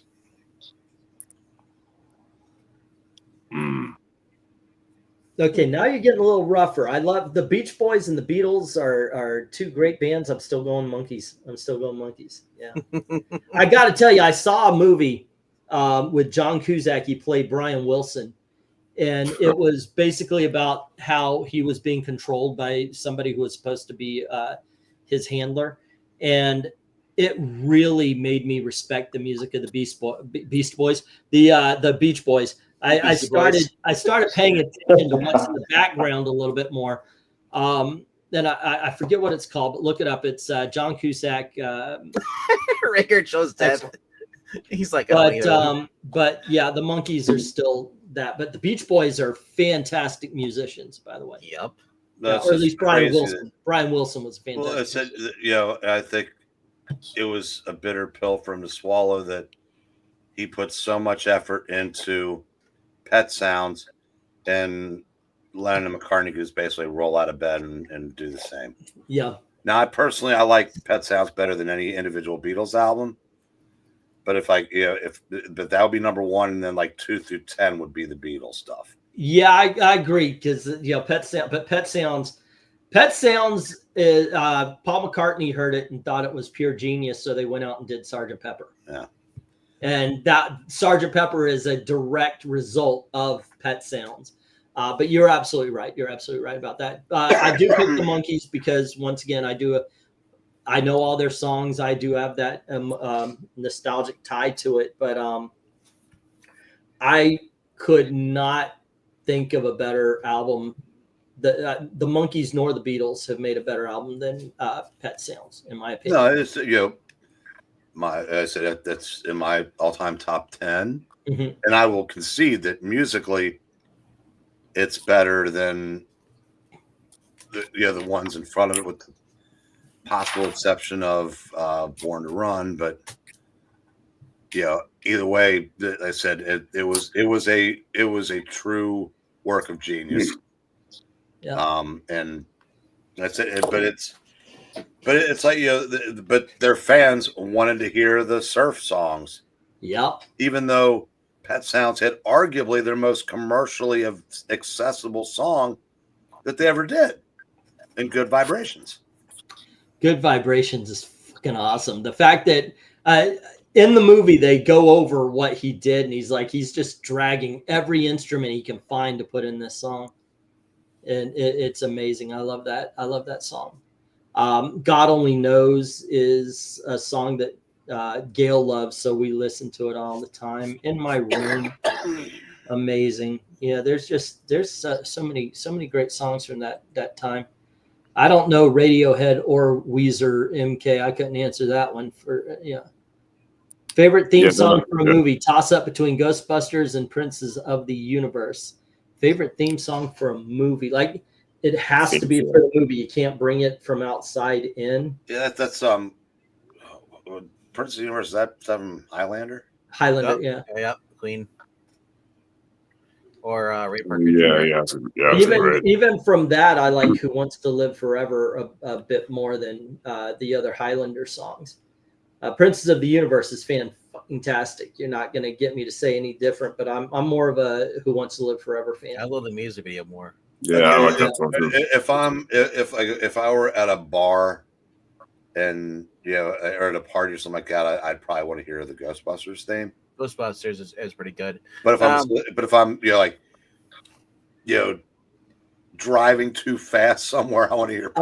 But I'm going to throw your premise out because around the same time, I think like a year later, we're going to get The Power of Love from Huey Lewis and the News for Back to the Future. And that's a big song. And I picked that one. I just want a new drug. Exactly. Yeah, I'm probably going ahead. Sorry. Creep is a fine Radiohead song. Yeah. But the Pontiac Brothers have the best song called Creep. Pontiac. Oh, okay. So Michael's okay. He's the best theme song for a TV show. I would have to break it into two things: lyrical and instrumental. Because there's so many TV shows that we've watched, and there's so many great theme songs that we could probably bring up 10 and then go, oh yeah, and we'll have another 10. And it's easy to think, okay, here's the Rembrandts, okay, that's great, but I think there's lyrical genius in the Three's Company theme. And I'm not saying that's my favorite. It's just, Love and Marriage. There's some, Well, that was a previous song. Before it became. But Angleton, I got a better one just to narrow it down for you. How about this? Out of every Superman show ever, best theme song Of the TV shows? Oh, most definitely. Just the TV shows. Yeah, because there's at least 5 of them, right? Yeah, there was, of course, the 1950s. There was Lois and Clark. Then there was. The opening theme song for the cartoon, the Adventures of Superman, was theme songs, Family Ties or Growing Pains. Oh yeah, forget Superman. Family Ties. Yeah. But as far as instrumental TV themes, Hawaii Five-0 is fantastic. Of course, for lyrical, I would pick the Monkees, right? Let's see. You got Rockford Files, which is awesome. SWAT, for sake, was an actual hit. Okay, yeah, that I remember that. I had that 45. Yeah, I mean that was a TV theme song that became a radio hit. It was so badass. How about Hill Street Blues? Hill Street Blues, great song. Did you say Secret? About Knight Rider. Peter Gunn theme. The Peter Gunn theme. Bum bum bum bum bum bum bum bum bum bum bum bum bum bum bum bum. I mean, come on, yeah. And that's something that we don't really have theme songs anymore for shows because they run the theme at the beginning of the show, or like the credits at the beginning of the show, because they don't want to waste any time. Yeah, that's true. That's like a Miami Vice. Actually, the last one they have a theme song intro was probably the Breaking Bad. Dun dun dun dun dun dun dun dun. Oh no! Dun dun dun. Yep. No, but Game of Thrones. shows like Breaking Bad and like The Wire, Yeah, get a different theme every year, but they can do that because they're not under any restrictions. If they go over an hour, that's fine. But I said that the structured Walking Dead network TV shows- Walking Dead has a theme intro. Yeah, Yeah. So does those shows yeah. still do. Yeah. Like the network shows kind of abandoned those. Yeah. But there were so many good themes in the 70s and 80s. Kolchak, nice sucker. All that the was catchy. Yeah. It's the best part about the show. all right, how about dun, dun, dun, dun, Especially when they put Kolchak the Night Stalker, they play like the soft version of the classical version of the intro. Yeah, the extended version is cooler. More of that eerie violin sound. Yep. I know none of you guys probably watched it, but actually Mortal Kombat Conquest had an awesome theme. So it was like this kind of techno dance type of. It had Jeff Meek in it. He was on a show called The Raven. He was one of the stars. Yeah. Okay, I know it's not an original, but Miami Vice. Yeah. I got Miami Vice. Yeah. I think it's. I have to look it up. It was Funeral March of the Marionettes. I thought it was a. I thought it was not original, but dun dun dun dun dun dun dun dun ba dum ba ba ba ba bum bum bum ba dum ba dum ba. That's the Alfred Hitchcock theme. Yeah, I've always loved that theme song. Twilight Zone. Exactly. Yeah, here we're Twilight getting Zone. Adam's Yes. Family and the Munsters. Yeah, Twilight Zone. Greatest theme Twilight song Zone for always a show creeped me of all out. time. Walk Away song from the Incredible Hulk. That was also awesome. Yeah, but How that's what I'm about talking about. Oh my gosh, it is true. What? that other song kept I'll wait till he's done talking. yeah, no, I was just gonna say the rival show that was to the Twilight Zone, The Outer Limits. That one had one too, didn't it? Did that have a pretty good theme? Yeah, as a matter of fact, it did. That was mostly talking though. Wait a second. Hold on. Do I have that? Yeah, I Batman, did play it here. floor is yours. All right. So I did not think they'd try to do it again, but they are going to try to do another Miami Vice movie. Top Gun Maverick director is going to be taking on Joseph Kosinski. Oh, that might have a shot at being decent then. If it's, I know. Would you bring back the we original? know who we know who Tubbs. Okay, we know who's playing Tubbs. Who's going to be Crockett? I would rather just bring back the original actors and have them for Len Raw. Well, you know they're not going to do that, but well, I know because John Johnson wanted to be a part of it. Well, they probably will. They'll probably have him be the captain, be somebody. But I'm just going to go out on a limb and say Michael B. Jordan will be Tubbs. Yeah. All right. He's okay. everybody. So MK. Yeah. What's up? Can you hear it? Yeah, Eric Cockright. There is nothing wrong with your television set. Do not attempt to adjust the picture. We are controlling transmission. If we wish to make it louder, we will bring up the volume. If we wish to make it softer, we will tune it to a whisper. We will control the horizontal. We will control the vertical. We can roll the image. Make it flutter to your television set. You are about to participate in a great adventure. You are about to experience the awe and mystery which reaches from the inner mind to the outer limits. Oh, that's the original one, right? The first series.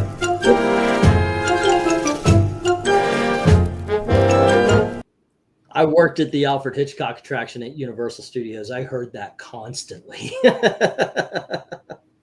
Did they do a remake of the? Cause I think I was referring to the remake one. That's the original you just played, right? Yeah. What was it? The remake one sounded a lot creepier, from what I recall. I think it was from the 70s or the 80s. I think. I want to say. All righty, kids. We managed to stretch this hour-long show into 3 hours. It is 1:37. If you guys want to keep going, that's up to you. I'm going to bow out. Getting a little tired. Y'all want to keep going? I think we were good to call it. Yeah. Okay. All righty. Let's see what's going on tomorrow. Best of the week, right? Yep. It is mine and Gail's anniversary, so I should throw that. Remember, there's a Ko-Fi link in the description down there if you want to. Is there really? Say again? You actually remembered? No, my wife told me. Yeah. So what do you want to do for our anniversary? What the Ko-Fi link, you dork? Oh, it's in the description. Now we, All right. we need the Flintstones here. Happy anniversary! Happy anniversary! Happy anniversary! Happy anniversary! We are the way outs, way outs. Happy anniversary! All righty.